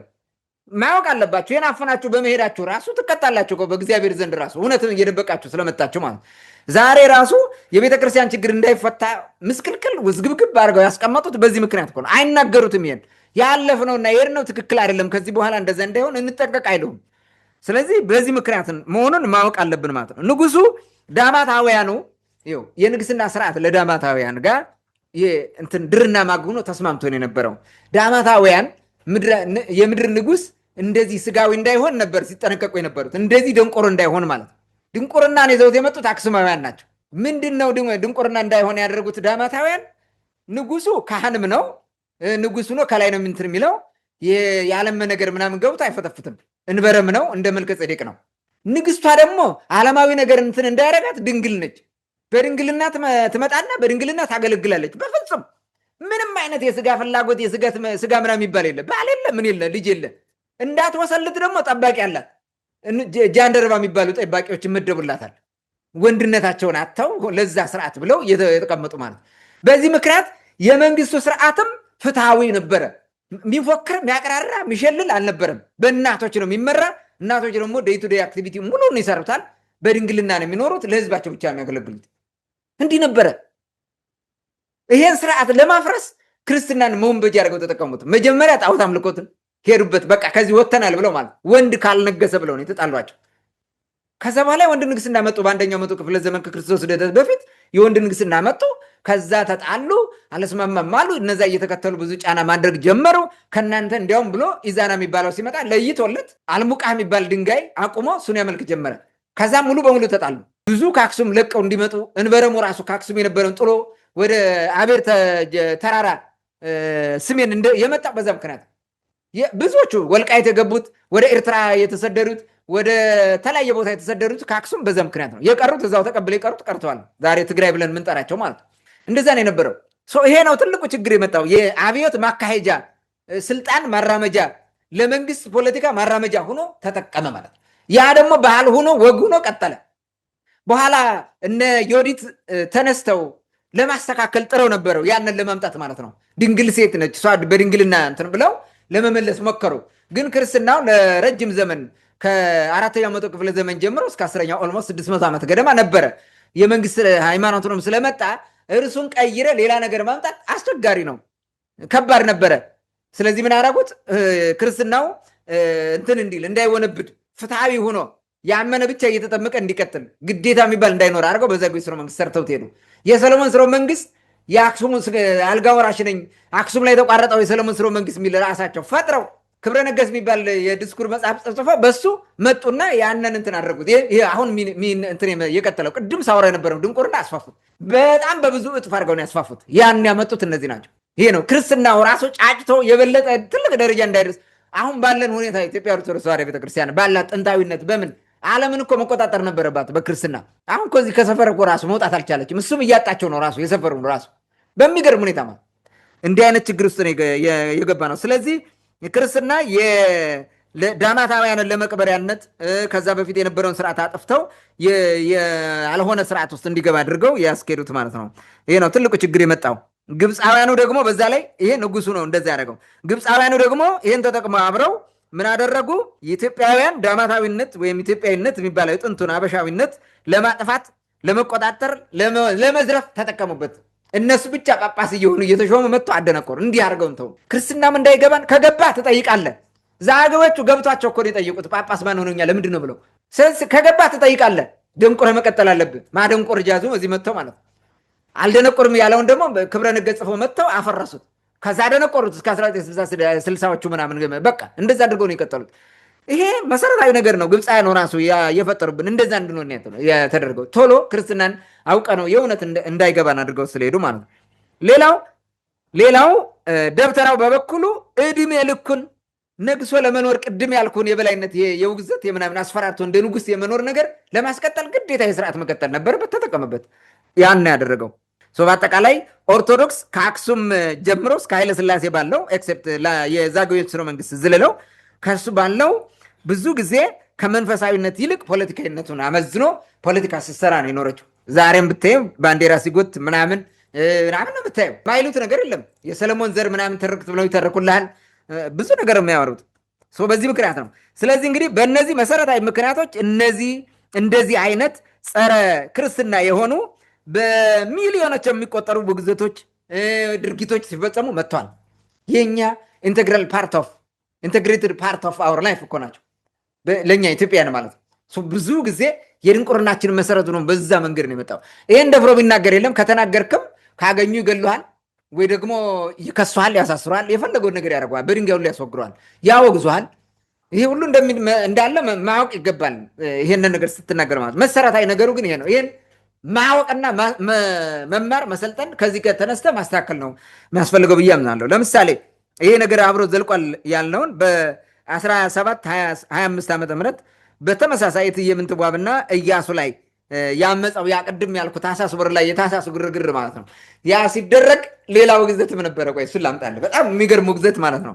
ይሄን ልበልና ይሄኛውን እንትን ልጨርሰው። ምንድነው የሆነው? አማጽያኑ በቃ ስልጣን ገልብጠው ለመያዝ በጣም ኃይለኛ ነበረ። በንጉሱና በንግስቷ በኩል ያለውም ግብግብ በዚህኛው ሆኖ ከባድ ነበረ እና ምን አደረጉ? እነዚህ አማጽያኖቹ ሰብስበው ላንብበው ዜና መዋሉ 68 ይመስለኛል፣ ገጽ 68 ገደማ ይመስለኛል አለ። ምንድነው የሚለው?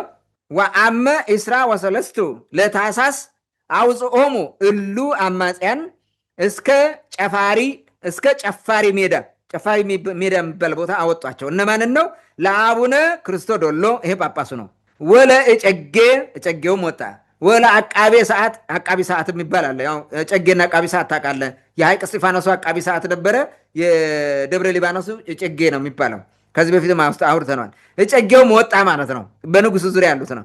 ወለ ኩሎሙ ሊቃውንተ አብያተ ክርስቲያናት፣ የሁሉንም የቤተ ክርስቲያናት ሊቃውንትም አወጧቸው ሰብስበው። የት? ጨፋሪ ሜዳ ወሰዷቸው ማለት ነው። ወይቤልዎሙ፣ እንዲህም አሏቸው፣ አውግዝዎሙ ለንጉስ ወለንግስት፣ ንግስትንና ንጉሱን አውግዟቸው አሏቸው። አማጽያኑ ናቸው። እንግዲህ ይኸው ውግዘት ምን ያክል ፖለቲካ መሆኑን አስበው። ትልቅ ፖለቲካ፣ ዋናው ፖለቲካ ውግዘት ነው። አውግዟቸው አለ። ለምን? ካወገዙላቸው ምን አለ? ከህዝብ ይለያሉ። ተወግዘዋል ብሎ ህዝቡ ከእነሱ ጎን ይሰለፋል ማለት። እነሱ ምን ይሆናሉ? ንግስት ምንትዋብ ሲወገዙ አማጽያኑ ህጋዊ ይሆናሉ ማለት፣ ሌጂትሜት ፓወር ያገኛሉ ማለት። ስለዚህ አመፃቸው ምን ይሆናል? ተቀባይነት ያገኛል። ህዝቡ አምፁ አብረው ይዋጋላቸዋል፣ ያሸንፋሉ ማለት እሱ ነው። አውግዟቸው አሉ። ኦኬ፣ ግማሾቹ በፈቅደው ግማሾቹም ሳይፈቅዱ አብረው እንደዛ አደረጉና አወገዟቸው ይላል። ምን አለ? ወለኩሎሙ፣ እነዚህ ንጉስትንና ምንትዋብንና ኢያሱን ብቻ ሳይሆን ወለኩሎሙ ሰራዊቶሙ፣ ሰራዊቶቻቸውን ሁሉም አብራችሁ አውግዙ አሉ። እንደዚህ አሉ። ወአሜሃ አውገዝዎሙ እንዘ ይብሉ፣ በዚህ ጊዜ እንዲህ ብለው አወገዟቸው። እጽ ዘሰበርከ ወማይ ዘቀዳከ፣ እንጨት የሰበርክላቸው የለቀምክላቸው ማለት ነው። ወማይ ዘቀዳከ፣ ውሃ የቀዳህላቸው። ወኩሎምኒ ዘተአዘዝከ ለንጉስ ወለንግስት አለ ሐዋርያ ይኩን ብከ። ይኸው ግዘቱ ነው። ለንጉሱም ለንግስቷ እንጨት የለቀምክ ውሃ የቀዳ የታዘዝካቸው ቃላችን የሐዋርያ ቃል ይሁን አውግዘናል አሉት ማለት ነው። ግን አልቀረም። ተዋግተው እነዚህም ተሸነፉ። አይታላር በተመሳሳይ እነምንትዋብን ደግፎ የሄደውን ደብተራ የወገራን ህዝብ እንዴት ብላ ወገዘው። እነሱ ደግሞ ከዛ በፊት ተወግዘውበት ነበረ። ያ ውግዘት ሳይሰራ ቀረ። ተዋግተው አሸንፈው ንግስናቸውን አስቀጠሉ። ውግዘት ፖለቲካ ነው። የትም ቦታ እንደዚህ ነው። በጎንደሪያን ዘመን በተለይ ከመጀመሪያው ጀምሮ እንዲህ ነው። በኋላም ቢሆን ውግዘት ነፍ ነው በቃ። ቄሱም ራሱ መነኩሴው ራሱ ባህታዊ በዚህ አንተ ነው የምትነግሰው እያለ ራሱ ከዘመነ መሳፍንት እንትን ጋር እንዲህ አይነት ስራ ሲሰሩ የነበሩት ማለት ነው። እና በዚህ ደረጃ ነው የተጨመላለቅ ነው። በጣም ከባድ የሆነ ኋላ ቀርነትን አስተናግደን የቀጠል ነው። ታንኪዩ። መልካም እንግዲህ በወገራ ሰዎች ላይ የታወጀው አዋጅ እንዲታወጅ ምክንያት የሆነ ወይም ደግሞ ፖለቲካዊና ማህበራዊ ስነ ምህዳሩ ምን ነበር ለሚለው ጥያቄ ለሰጠን ማብራሪያ ከልብ አመሰግናለሁ። ምናልባት ብዙ ሰው ከልቡ ቢሰማው ቢያዳምጠው በእርግጥ ይህን ነገር መናገር ያስወግዛል። አሁን እርግጠኛ ነኝ ያው ብዙ ጊዜ ባለፈው ስታነሳው እንደነበረው በእኛ በቅማንት በኩል ለነሱ ምላሽ ሲሰጥ በዝምታ ነው የሚታለፈው። ቢያውቁትም ቢመራቸውም ሰምተውት ዝም ነው የሚሉት። ምላሽ መስጠት አይፈልጉም እንጂ እንደሌላው ቢሆን በኦንላይን እንደሚወግዙ እርግጠኛ ነኝ፣ አልጠራጠርም። ግን ይህን ያክል ማለት የገነት ቁልፍ በእጃቸው ያለ እስኪመስላቸው ድረስ በዚህ ደረጃ ከቤተክርስቲያን አስተምሮ በተቃራኒው ለመንግስት ገረድነት ገብቶ እንደዚህ አይነት ውግዘት ህዝብን የሚያስጨርስ የሚያጨፋጭፍ ውግዘት ማውገዝ ምን ያክል በቅድም ሳነሳ እንደነበረው በቤተክርስቲያኗ ሰዎችና በመንግስት መካከል የነበረው ጥምረት ምን ያክል ጥብቅ እንደነበረ ነው የሚያሳየው። አሁንም ድረስ ቤተክርስቲያን የምትኮራበት ቤተክርስቲያን አውደ ምሕረት ላይ የሚሰብኩት ብዙ ጊዜ የምትታዘበው ሰምተውም ስለሚሆን ቤተክርስቲያን የሰለሞን ስርወ መንግስት የሚባል በተለይ በሰለሞን ስርወ መንግስት ዘመን የነበሩ ነገስታትን እየቀባች በማንገሷ ሀገር እንዳስቀጠለች ኩራት እንደሚሰማት እኔ ከየትኛው የመጽሐፍ ቅዱስ ክፍል ምናልባት ማንገስ ስልጣን ቀብቶ ስልጣን መስጠት ምናምን የት እንደሆነ አላውቅም። ምናልባት ካለ ግን የስብከት ፒላር ሆኖ የሚያገለግለው ቤተክርስቲያን ውስጥ ነው። በነገራችን ላይ ቃለ እግዚአብሔር ምናምን አንዷን ይመዛሉ። ከዛ ስለ ነገስታት እነዛ የዛ ዘመን ነገስታት ለቤተክርስቲያን የነበራቸው ክብር ምናምን ሌላውን እያጠመቁ በጉልበት ይሄ በክብር ነው የሚወራው። ቅድም ስታነሳው የነበረው አንተ እንደ ችግር ስታነሳው የነበረው እነሱ በጉልበት ማጥመቅ፣ ያላመነውን መጨፍጨፍ፣ ኢቨን የቤተክርስቲያን አባል ሆኖ በመንግስት ላይ የተነሳውን መግደል ጽድቅ እንደሆነ ተደርጎ አሁንም ትክክል ነው ተብሎ ነው የሚታመንበት። ይሄ ምንም ጥርጥር የለውም። አሁን ቤተክርስቲያን ከዚህ ስርዓት በመገለሏ ተዋርዳለች ብለው የሚያምኑ ሰዎች ቅድም ስታነሳው የነበረው ቀጥለንም ታነሳዋለህ ብዬ አስባለሁ ተዋርደናል ብለው እስከ ማመን የደረሱበት ሁኔታም እንዳለ ግልጽ ነው። ሌላው ቅድም ያነሳው አንድ ነገር እንደውም ብዙ ጊዜ እዛ አክሱም አካባቢ ያሉ ትልልቅ ሰዎች ስለተሳቱ ቅዱሳን ሲያነሱ አሁን ያለው የትግራይ ህዝብ ክርስቲያን የሆነው የህገ ልቦና እና የህገ ኦሪት እምነት ተከታይ እንደነበረና ከአክሱም ስርወ መንግስት በኋላ እንደተጠመቀ ያምናሉ፣ ያስተምራሉ። በነገራችን ላይ ተሳቱ ቅዱሳንም ይህ የህገ ልቦና እምነት ተከታይ የነበረው ህዝብ የሚያመልክበት የነበረው ቦታ ላይ ቤተክርስቲያን እንደሰሩ ያምናሉ። እና አቡነ ገሪማ እና አቡነ አረጋዊ እና አቡነ ጴንጤሌዎን እና አቡነ ሊቃኖስ የሚባሉት እነዚህም ቦታዎች እኔ በእንትን አውቃቸዋለሁ። ማለት ቦታው ራሱ የሆነ እንትን ነበረው ድግና እንደነበረው የሚያሳዩ አሉ። እንደውም የሆነ 2 መጽሐፍ አለ በዚህ ጉዳይ እንትን የሚል እሰጥሃለሁ፣ ታየዋለህ። በግዕዝ ስለሆነ እኔ ብዙም አላውቀውም። እና ይህን ያምናል የዛ አካባቢ ሰው፣ ትልልቅ ሰዎች ያምናሉ እንደዛ እንደሆነ። አሁን ላይ ያለው ሰው ይህን ስለማይቀበለው ነው እንጂ እንግዲህ በዚህ ልክ ነው የመጣው ማለት ነው። አሁን እያየ ነው ያለነውም ድሮ እንደነበረ ትልቅ ማሳያ ነው። ሌላው ውግዘት በተመለከተን የታዘብኩትን አንድ ነገር መናገር የምፈልገው ደብተራና ደብተራ ሲወጋገዝ የእንትኑን ምስጢሩን ምናምን ስለሚያውቀው አቅም እንደሌለውም ማለት ጉልበታቸው እስከምን ድረስ እንደሆነ ስለሚተዋወቁ አይፈሩም።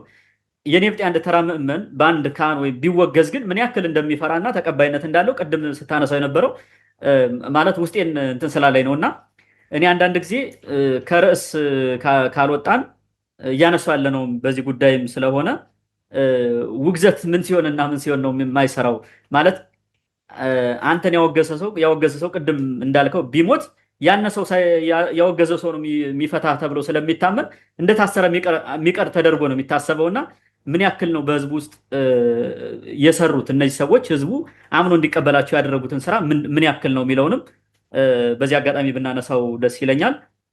ምናልባት አሁን ላይ ያለው መንግስት ቤተክርስቲያን ቅድም እንዳልከው ያገለላቸው ይመስላል እነዚህን ደብተራዎች። በአንጻሩ አሁን 2 ጴንጤ ያለው እውነተኛ ጴንጤና የብልጽግና ጴንጤ፣ እነዚህም አሁን የዚህኛውን በቤተክርስቲያን ደብተራዎችን ተክተው ይሰራሉ። አይተህ ከሆነ ሰሞኑን እንደውም የገነት መግቢያ ማህተም እየመታ ወረቀት እየሰጠ እንትን ይላለና እና ዞሮ ዞሮ መንግስት አሁንም በሌላ በኩል ግን ከሃይማኖት ጋር እየቀጠለ እንደሆነ ማሳያ ነው። ወደ መጨረሻውና ዋናው ጥያቄ ማንሳት ያለብን ቅድም ከነበረው እንደውም ይሄኛው ነው ብዬ አስባለሁ። ይህ የውግዘትና ወንጀል የመባረክ አዋጅ ለምንድን ነው እስከዛሬ ድረስ የዘለቀው የሚለውን ቅድም ነካክተዋል። በተለይ በትግራይ ጦርነት ጁንታ ከሚገዛን ሰይጣን ይግዛ ምናምን የሚለው ሁላ እዚህ ጋር የሚገናኝ ስለሆነ ምናልባት ይህ ነገር መፍትሄ ሳለው ወይ መፍትሄው ምንድን ነው የሚለውን ጥያቄ ብታነሳውና የዛሬ ውይይታችን በዚህ ብንዘጋ። ኦኬ፣ የውግዘት ጉዳይ እኔ አንዳንዴ ውግዘት ማለት አስሮ ሄደ ይላሉ። እንግዲህ ጥጃ አረገህ እንደ በጫካ አስሮ ጥሎ እንደሚሄድ እኮ ነው። አንዳንዴ ግርም ይለኛል። ጥጃ ነው አስረ በሰንሰለት ምናምን በጫካ አስረው ትሄዳለህ። በቃ እዛ ታስሮ ይቀራል። እንደዛ ያደረጉት እኮ ሰው እንትኑ በዛ ደረጃ እንዲወርድ ነው ያደረጉት እንጂ ማሰርብ ነው። ወፈ ገዘት እኮ ነው የሚባለው። ዝም ብሎ ለአሩም ለፈሱም እየተነሳ አውግዣለሁ በሚል ይሄ እንዲህ መጀመሪያ ምን አለ ቅዱስ ጳውሎስ? እኔ ክርስቶስን እንድመስል እናንተ እኔን ምሰሉ አለ አይደለ? ቅዱስ ጴጥሮስ ነው ቅዱስ ጳውሎስ ምንድን ያለ? እኔ ክርስቶስን እንደምመስለው እናንተም እኔን ምሰሉ አለ። ክርስቶስን ሳትመስል እንዴት ታወግዛለህ አንተ? ክርስቶስ በዚህ ምድር ያወገዘው ማንን ነው? ስንፍናን አውግዞት ከሆነ ክፋትን አውግዞ ከሆነ ነው። ስለዚህ መጀመሪያ አንድን ሰው እኔ የተሻልኩ ነኝ የበለጥኩ ነኝ እኔ ምልህን አላረክም ምናምን ብለህ ለማውገዝ መጀመሪያ አንተ ክርስቶስን መሆን አለብህ። በምግባር ማለት ነው። እንደ ክርስቶስ መሆን አለብህ መጀመሪያ።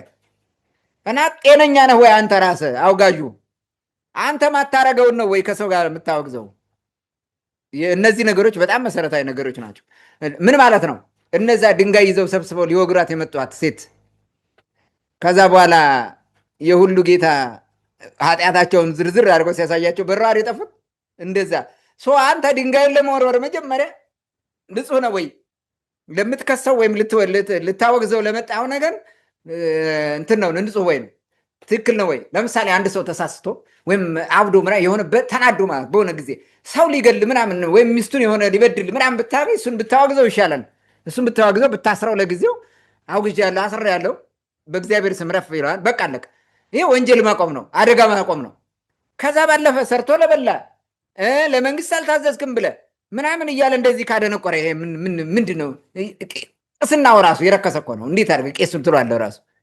ይሄ በጣም አስቸጋሪ እንትን ነው። ሰው ዛሬም ቢሆን ይሄንን ማወቅ አለበት። ይሄ ማሰር መታሰር ምናምን ይባላል። አንደኛ በቅጡ ያርቁት። እነሱም የሚቀጡት በነገራችን ላይ አውጋጆቹ ናቸው ራሳቸው ማለት። እኔ የፈለግኩ እኔ ኃጢአቴን አውቀዋለሁ። ኃጢአት መስራት የለብኝም መጠንቀቅ አለብኝ። ኃጢአት ከሰራው አወገዘኝ አላወገዘኝ ገነት አልገባም። ኃጢአት ከሰራው ማለት ነው። የፈለገ ቄስ ቢያወግዘኝ ባያወግዘኝ ምናምን እኔ ንስሐ እስካልገባው ድረስ ወደ ገነት አልገባም። ንስሐ ከገባው በኃጢአቶቼ ደግሞ ገነት እገባለሁ። እሱ አያስቀረኝም። አውግዞ ማስሮ አያስቀረኝም። እኔ ጥጃ አይደለሁም ማስሮ የሚያስቀረኝ ወይም ዶሮ አይደለሁም። የኔ ነፍስ ዶሮ አይደለም። ንስሐ ገብቶ ታጥቦ ከሆነ ማን ይከለክለዋል? አየው፣ የስነ ልቦናው ጨዋታ ነው መሬት ላይ እንዴት እንደሚጫወትብን ያለው ማለት ነው። ክርስትናው በዛ ደረጃ ካልነቃ አደገኛ ነው የሚሆነው። ኦኬ፣ የውግዘቱ ይሄ አሁን ይሄ ወንጀልን እየባረኩም እንደገና አንዳንዱ ጥሩንም ስራ እያወገዙ ቅድም እንዳየ ነው። እነዚህ እስከዛሬ ለምን ዘለቀ የሚለውን ነገር ለምን እስከዛሬ ዘለቀ በሚለው የተወሰኑ ነገሮችን ላንሳ። እስከዛሬ ዘልቋል ወይ እንዴት ዘለቀ ትላለህ? የት አለ የሚል ነገር ስለሚኖር አለ ወይ የሚለውን ልናገር። መጀመሪያ ማሳያ የሚሆኑ ነገሮች ማለት ነው። በቅርቡ እንኳን የተደረጉትን እናይ። የቅማንትን ህዝብ ህገ መንግስታዊ ጥያቄ ለማፈን በተደረገው ሰይጣናዊ ዘመቻ ትልቁን ስራና ኃላፊነት የተወጡት የክፋቱን ስራ የተወጡት እነዚህ ደብተራዎቹ ናቸው። እነዚህ አውጋዦቹ ናቸው። እነዚህ አሁን ቅድም ስለነሱ ያወራ ናቸው። እነዚህ ናቸው ትልቅ ስራ የሰሩት ማለት ነው። ይህን ማየት ትችላለህ። ምን እንዳሉ እንትን ብሏል። በአንድ ወቅት 2011 ላይ ይመስለኛል 2008 ላይ ራሱ ወደ ቅማንት ዘመቻ ሰበሰቡ። በተለይ እንትና የሚባለው ማለት ነው ገንዷ የሚባል ከተማ ሸህድ የሚባለው ማለት ነው።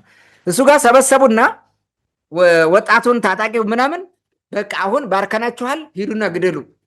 ቅማንት ብትገሉም አትኮነኑም፣ ብትሞቱም ደግሞ እንትን አይደለም ንስሐ ገብታችኋል፣ ወደ ሲኦል አትገቡም፣ ገነት የምትገቡት ሂዱ በሉ። እየባረኩ እንዲያደርገው ልከዋል። ቅድም የወገራውን እንዳደረጉት ማለት ነው። ይሄው በቃ ግደሏቸው፣ አትኮነኑም፣ ብትሞቱም ትጸድቃላችሁ እያሉ ማለት ነው። ሰማዕትነት ነው ሁሉ ብሏቸዋል። ሌላው ቅማንትን የገደለ ልክ ጦጣ እንደገደለ ነው ንስሐ አይገባም ሲሉም ነበረ።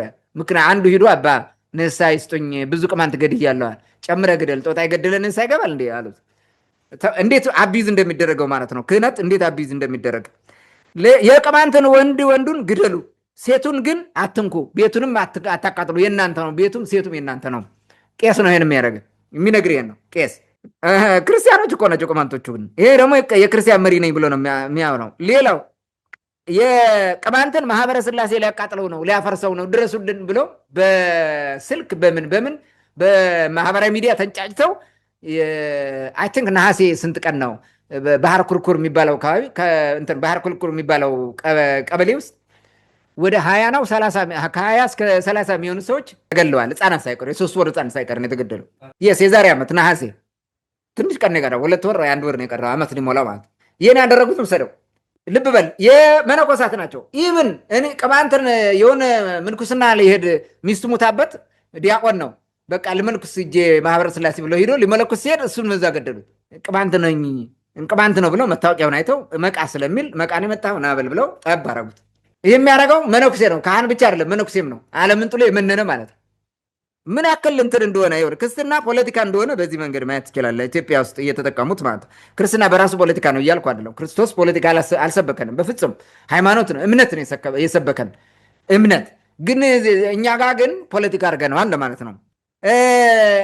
2008 ዓመተ ምህረት ማውራ ላይ ጭፍጨፋ ነበረ አስታውሳለሁ። ታህሳስ የጥቅምት አካባቢ ጥቅምት መጨረሻ ነው። ጥቅምት 24 ነው የነበረው የማውራው።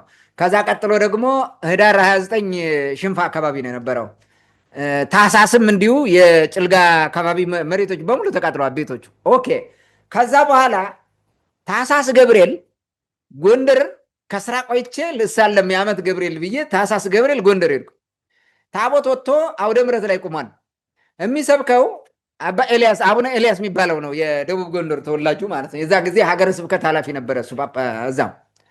እና ያን ዘመን ድርቅ ስለከረመ ብዙ ቦታ ሳር ምናምን አተው ከብቶች እየሞቱ ናቸው ምናምን ሳር ሰብስቡ የሚባል ፖለቲካኛው መጥቶ ይሰብክ ነበረ። እዛው ጋር ይሄንን ተናገረ ሰውየው ማለት ነው ኤልሳ። እንደዚህ አድርጉ፣ ይሄንም እርዷቸው፣ በዚህ ሰዎቹ እንዲሆኑ እንዲያው ዘመኑ ከፍቶ ጸልዩላቸው፣ ለጥጋበኞችም ጸልዩ አለ። ደግሞ መልሶ ማለት ቅማንቶቹ ነው ለጥጋበኞች የሚሉት ማለት። ለምን እኛ ቅማንት ነን ብለው ራሳቸው በራሳቸው ለማስተዳደር ያደረጉትን ጥያቄ ለማፈን ሲመጣ ወጓቸው። ቅማንቶች ራሳቸው ለመከላከል ሞከሩ። በነገራችን ላይ 113 ሰው ነው የተገደለው ቅማንት።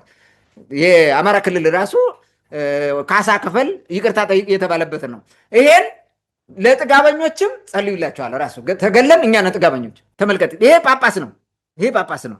አሽሙር ይሄ እንትን ፉተታ ምናምን የነሱ ነች። በቃ ይሄ ውግዘት፣ እንዲህ አይነት ሽርደዳ፣ ህዝቡን ማሳመፅ ምናምን በቃ የነሱ ነች። ምንም እንትን የለውም። ሌላው በቅርብ ጊዜም ደግሞ ያየ ነው። አብይን ግንባሩን ብለው የሚፎክረው የሚያቅራራው የሚሸልለው ደሜን አስመጥጠዋለሁ የሚለው ብዙ ነገር የሚሉት ዛሬ ወጥተው ማለት ነው። እነዚህ በሙሉ እኮ ናቸው። ነፍ እኮ ነው ዛሬ። ይሄ የዛ እንትን ነው፣ ስሮምባክ ናቸው። ከዛ ከሰለሞን ስርወ መንግስት የመጣው የሁለቱ ቅድም ሙቹዋሊዝም ያልኩት የቤተክርስቲያንና የፖለቲካ ሙቹዋሊዝም የፈጠረው ነው። ቤተ ክህነትና ፖለቲካ የፈጠረው ቀውስ እንደዚህ አይነት ብዙ እንትኖቹን ባዮ ፕሮዳክት ወልዷል ማለት ዛሬም ድረስ አሉ። እነዚህ ጳጳስ ሆኖ ቆብ ደፍቶ ምናምን ብታይ ሁሉ ምንም እንትን አታደርገው። ይሄ እኮ ነው 15 ታቦት ለቃልቻ የሰጠ እኮ ዛሬም ጳጳስ ነው፣ አይወገዝም። ምንም ረታው ብዙ አለ። የንጉሥ ዘርና ማድረግ ይችላል፣ መብቱ ነው። ምዕመን ላይ ሲሆን ነው የሚከብድበት። እነዚህ ጋር ማን ይናገራል? በመንደር ደግሞ ተደራጅተዋል። ይሄ ነው ትልቁ ችግር ማለት። እነዚህ ማሳያዎች ናቸው። ከዛም በከፋ ነው ዛሬ የቀጠለው ራሱ በዚህ ዘመን በ21ኛው መቶ ክፍለ ዘመን። ኦኬ ምን ሆኖ ነው እንደዛ በዚህ ደረጃ የዘለቀው የሚለውን የተወሰኑ ነገሮች ላንሳ። አንደኛ ቤተክርስቲያኗን የሚመሯት ከ1966 ዓመተ ምህረት በኋላ የማስተካከያ እርምጃ ከመውሰድ ይልቅ ከመጣው ሁሉ እየተጠጉ እየተዋሸሙ መሄድን ፈለጉ። ራሷን ችላ ቤተክርስቲያን እንዳትቆም አደረጓት። መንግስት ካልደገፈን የሚሉት በሽታ አላቸው። ሂደው ከመንግስት ጋር ደን ቀይ ሽብር ሲመጡ አብረው መጡ። ቀይ ሽብር ጎንደር ላይ መነኩሴ ሁሉ ነው ቀይ ሽብር ይመጣ። በኋላ እነ አባ ተክለ ሃይማኖት የሚባሉ አባ መላኩ የሚባሉ የነበሩ አባ ተክለ ሃይማኖት የተባሉ ጳጳስ ነበሩ። በጣም ደግ አባት፣ ቀጭን እርሳቸው። እነሱ ችግሩ እንትን ብሏቸው እነ ቴዎፍሎስ የሚባለው ችግር ገጥሟቸው በኋላ ይሄ ሰውዬ መርቀሪዎስ የሚባል ሰው ከጎንደር መንኩሶ ቀይ ሽብር ሲመታ የነበረ መነኩሴ ነው። መነኩሴ ያደረጉት ጳጳስ አደረጉት።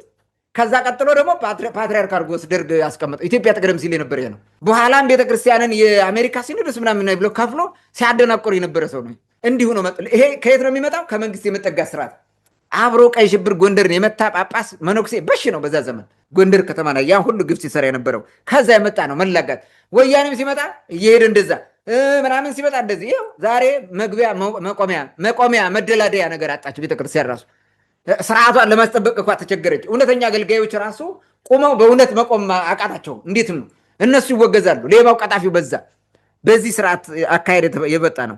ያ የሰለሞናዊ ስርዓት ስለ ልቦና ዛሬም አለ። በዛ ጊዜ የተፈጠረው የበላይ የሚሆነው ዛሬ መጨጌ መሆን ይፈልጋል ቤተክርስቲያን። ዛሬ መጨጌ አቃቤ ሰዓት ምናምን መቀጠል ትፈልጋለች። ይሄ ቤተ ክህነቱ ነው እንዲህ የሚያደርገው ይፈልጋል።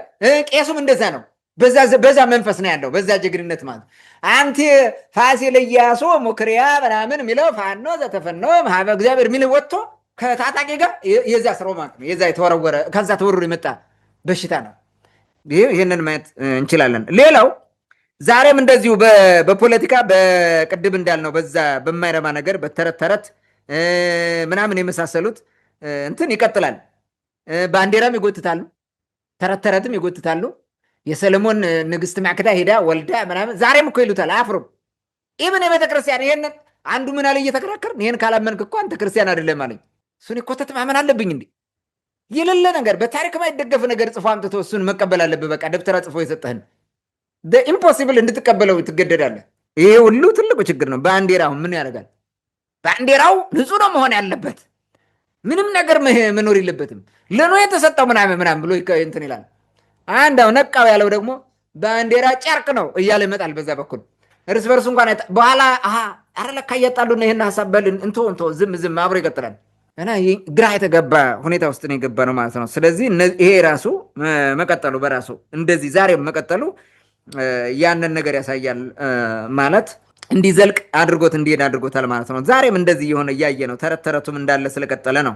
እንዲታረም አልተደረገም። ህዝቡ በትምህርትና በቴክኖሎጂ ማዘመን አልተቻለም። ህዝቡን እንዴት አድርገን እናዘምነው? በቴክኖሎጂ በምን ካልዘመነ ህብረተሰቡ ለደናቁርት ሌቦች፣ ለጠንቋዩ፣ ለደብተራው፣ ለምናምኑ፣ ለአጭበርባሪው፣ ለቀጣፊ ፖለቲከኛው ተጋልጦ ሰለባ ሆኖ ይቀጥላል። እንደዛ ነው የሚያደርጉት። በቃ ትልቁ ችግር ይሄ ነው። ስለዚህ ይህንን መመልከትና መረዳት እንችላለን። ቴክኖሎጂ የለም፣ ትምህርት በአግባቡ የለም፣ አይዘምንም። የተማረውም ቢሆን ተመልሶ ድንቁርናውን ነው የሚወደው። በቃ በዛ መንገድ ሆነ ማለት ነው። ሌላው የተሞከሩ ማህበራዊና ባህላዊ ለውጦች፣ ሌሎች የህግ ማዕቀፍ ለውጦች፣ የተለያዩ ለውጦችን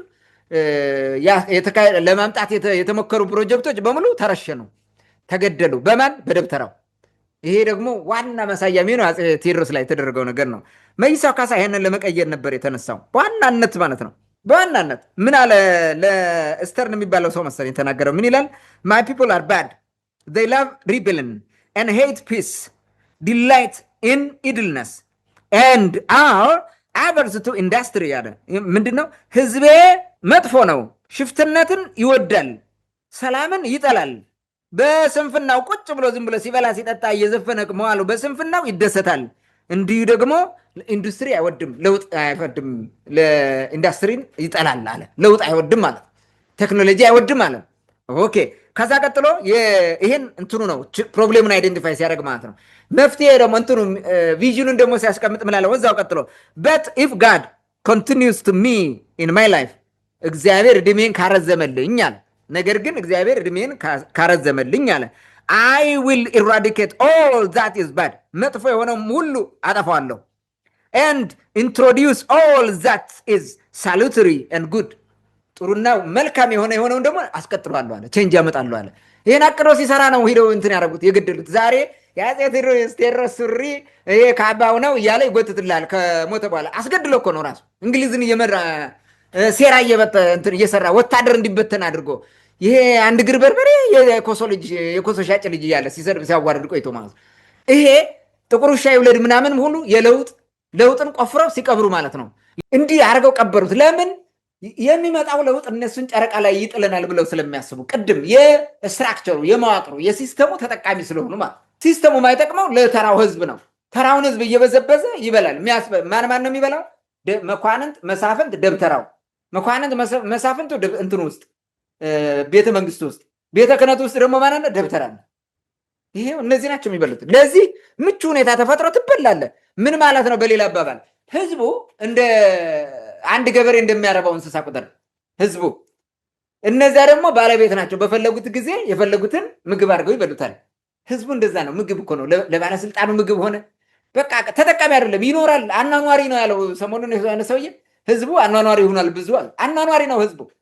እንዲህ ነው ሲያደርጉት የኖሩት ከጥንት ጀምሮ ማለት ነው። ዛሬም ቢሆን እንደዛ ነው። ስለዚህ በዚህ መንገድ ነው የቀጠለው። እንዴት ሆኖ ታዲያ ለውጥ ይምጣ? እንዴት ሆኖ ይቀየር? የአስተሳሰብ ለውጥ የለ፣ የትምህርት ለውጥ የለ፣ የቴክኖሎጂ ለውጥ የለ። እንዴት ነው? ባለ ራእይ ሲመጣ ትቀብረዋለህ። ቆፍረ እኮ ነው የምትቀብረው። ባለ ራእይ ሲመጣ ታጠፈዋለህ። የተለየ ሀሳብ ካለ እኮ ሰውየውን ነው የምታጠፋው፣ ትገለዋለህ እንጂ ሀሳቡን ተከራክረ አትሞግትም። የለም። ትልቁ ችግር ይሄ ነው። አገር እንገነባለን በሚል የሚነሱ ባለስልጣናትም ቢሆን ዛሬም ድረስ ቢሆን ማለት ነው አርቀው ማሰብና ለውጡ ምን ላይ ማተኮር አለበት የሚለው ላይ አያተኩሩም በምንም መንገድ። ብልጽግና የምትለውም ስግብግብ ስልጣኑ ብቻ ነው ያመለከው። መጥቶ ምኑ ጋር ያሰበው መጥቶ ስልጣኑ ሲሆን ወያኔን ማጥፋት ላይ ብቻ ዓላማ አድርጎ ይሰራል። እና ህዝቡ ደግሞ እንዳይቀየም ልማት አለማ ለማለት ኮሪደር ምናምን የወንዝ ዳር ምናምን እያለ ያምልጨልጫ። በቃ ሌላ ነገር የለም። አቅዶ ማህበራዊ ለውጥ ቻይና እኮ ዛሬ የደረሰው ደረጃ የደረሰው እኮ የባህል አብዮት አካሂዶ ነው። እኛ እኮ የባህል አብዮት ያስፈልገናል። ኢትዮጵያን የባህል አብዮት ያስፈልገናል። እሱን ካላደረግን አንለወጥም በፍጹም። ለምን? አስተሳሰብ ነው መጀመሪያ መስተካከል ያለበት። በገማ አስተሳሰብ የፈለገ ኢንዱስትሪ ብሰራ ያወድመው። ይኸው በጦርነት አወደምነዋል። ዛሬ ኢትዮጵያ ሆኖ አመፅ ምናምን ብሎ ሲመጣ እኮ ህንፃ አይደል የሚያሰብረው፣ ቤት አይደል የሚያወድመው፣ መኪና አይደል የሚያጠፋው። ስለዚህ አስተሳሰብ ችግር አለ። ይሄንን ነው ለመለወጥ መስራት ያለብን እና እንደዛ ስለማናረግ ነው ትልቁ ችግሩ ማለት። የተረጋጋ የዲሞክራሲ ስርዓት መፍጠር አልቻልንም። የመንግስት ስርዓታችን ዲሞክራት ሆኖ የተረጋጋ ከሆነ፣ ጦርነት ከሌለ፣ ሰላም ካለ ጥሩ ነገር እናመጣለን ማለት ነው። የተሻለ ነገር ይኖራል ብዬ አስባለሁ። ህዝቡም ቁጭ ብሎ ትምህርት ላይ፣ እውቀት ላይ፣ ለውጥ ላይ፣ ውድድር ላይ፣ ኢኮኖሚ ላይ፣ ፕሮፊት ማክሲማይዜሽን ላይ ይሰራል። ያን ጊዜ የደብተራውን ወሬ እንደዚህ ቁጭ ብሎ ጠላ እየጠጣ የሚያወራህን አምጥተህ ጠላ እያጠጣ አታወራውም። እዚህ ጋር ምንም ነገር አትፈልገው። ምናልባት ለመዝናኛ ልትፈልገው ትችላለህ። አንዳንዴ ልዝናናበት ብለህ እንዲያወራ እየሳቅ ምናምን እንደዛ ሊሆን ይችላል። አሁን ላይ ግን እየተንቀጠቀጥክ ተንበርክከህ ስለሚሆን አትችልም። ይህም በደንብ አድርገው ማየት ያለብን ይመስለኛል። ቄሱም እንዲሰለጥን ራሱ እድል አንሰጠው። ያኔ ይሰለጥናል ሳይወድ በግድ ከስርዓቱ ጋር አብሮ ይሄዳል፣ ይሰለጥናል፣ እንዳንተ ይሆናል።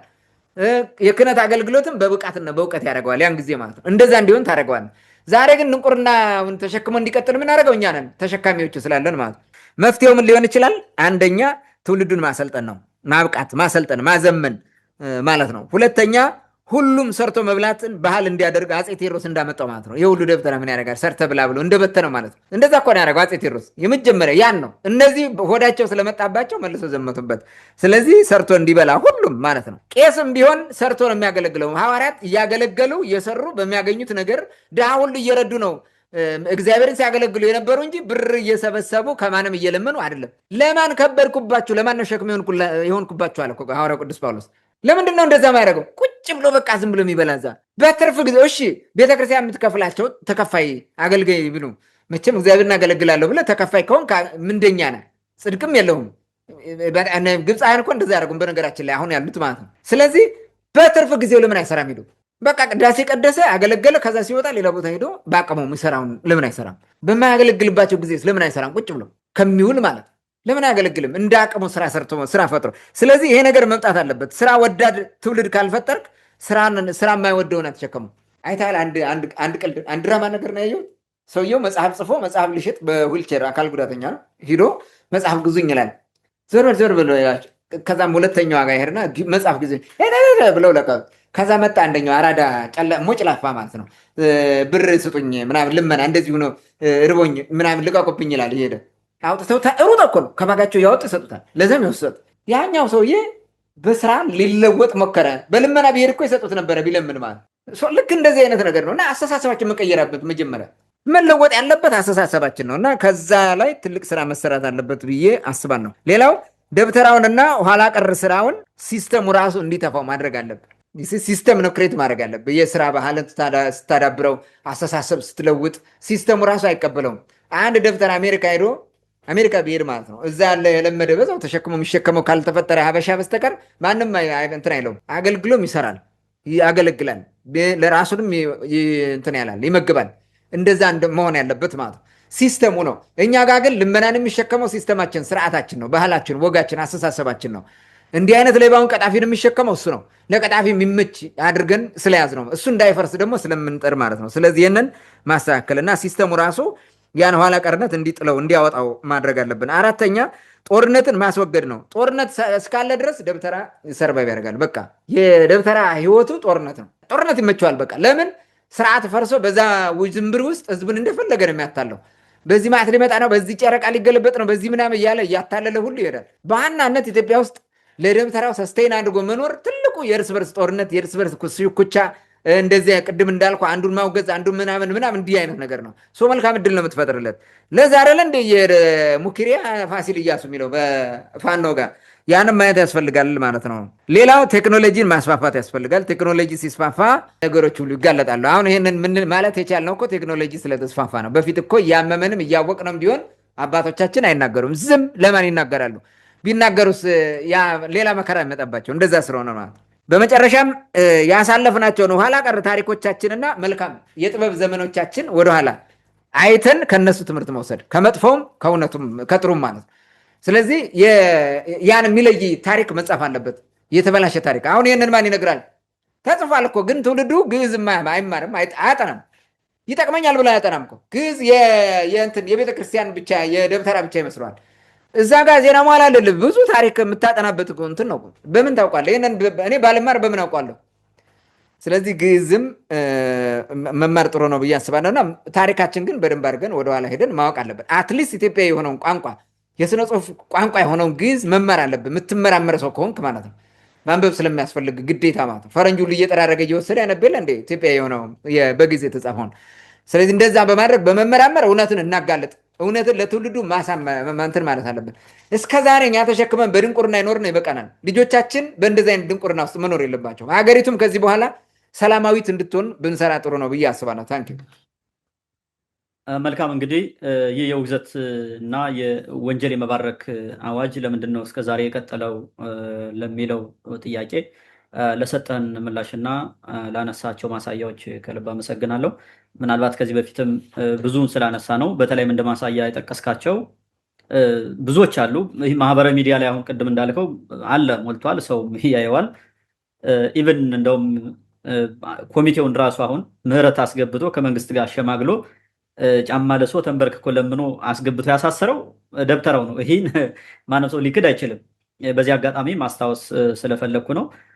በ2011 እና 10 አካባቢ በነበረው ጦርነትም አሁን የደቡብ ጎንደር ሰሜን ምናምን ምዕራብ የሚለው ሳይመጣ የሰሜን ጎንደር ሀገረ ስብከት ሊቀ ጳጳስ ነው የነበረ አባ ዮሐንስ ነው የሚባል ስሙን ካልተሳሳት፣ እሱ ሰው የራሱ ብዙ ጊዜ እንደውም ከላይ አርማጭሆ አካባቢ የነበሩ ካህናት የቅማንት ካህናት ተሰብስበው ጦርነቱ እንዲቆም ሂደው ሲጠይቁ መስቀልና ጠላ ይዘው እኔ ከጎንደር እስከ ሁመራ ቅማንት የሚባል አላቅም ብሎ የመለሳቸው ይሄ አንዱ የዚህ አካል ነው። ቅድም ስታነሳው የነበረው ጎንደርም በቅማንት ጎጃም በቅባት የሚለው ጳጳስ ሁሌ የምታነሳው እሱም ራሱ የዚህ አካል ነው። በተደጋጋሚ አንስተነዋል። ያ ከወሎ ተነስቶ የጎቤ መልኬን ነው ምናምን ተስካር ሊበላ ብሎ መጥቶ በኋላ ቅማንት ላይ ዘመቻ እንዲከፈት ሲደሰኩር የነበረው ቡድንም አንዱ የዚህ አካል እንደሆነ ማወቅ ያስፈልጋል ማለት ነው። እንግዲህ ቅድም ያነሳው በተለይ አፄ ቴዎድሮስ ላይ የነበረው ማህበረሰቡ አሁንም አለ። በነገራችን ላይ የኢትዮጵያ ሕዝብ በሰፈሩ ሽፍታ መልምሎ አውጥቶ ሌላ አካባቢ ሂዶ እንዲገድል እንዲዘርፍ ምናምን የሚያደርገው አሁን የምናየው ማህበረሰብ ውስጥ ይሄ የተለመደ ጉዳይ እንደሆነና ቅድም እንዳልከው መለወጥ እንዳለበት መገንዘብ ያስፈልጋል ማለት ነው። በዚህ አጋጣሚ ማሳሰብ የምንፈልገው ብዙ ጊዜ የምናነሳው ደብተራው የምንለው ከቤተክርስቲያን ስርዓት ውጭ አፈንግጦ ፖለቲካ ውስጥ ገብቶ የተዘፈቀውን ማለታችን ነው። ደብተራው ስንል እነዚህ እውነተኛ አባቶችን የማይመለከት መሆኑን በዚህ አጋጣሚ ማሳሰብ እፈልጋለሁ። እንግዲህ ደብተራ የምንለው እኛ ጸረ ሰላም፣ ጸረ እውቀት፣ ጸረ ቤተክርስቲያን፣ ጸረ እግዚአብሔር የሆነ ጸረ ልማት የሆነውን ቡድን እንደሆነ ልትገነዘቡልን ይገባል ማለት ነው። ውድ አድማጭ ተመልካቾቻችን ሀሳብ፣ አስተያየት፣ ጥያቄ ካላችሁ እንደተለመደ በውስጥ መስመር ላኩልን። ለዛሬ የነበረን ፕሮግራም ይህን ይመስል ነበረ። ስለተከታተላችሁን ከልብ እናመሰግናለን። መልካም ጊዜ ሁላችሁ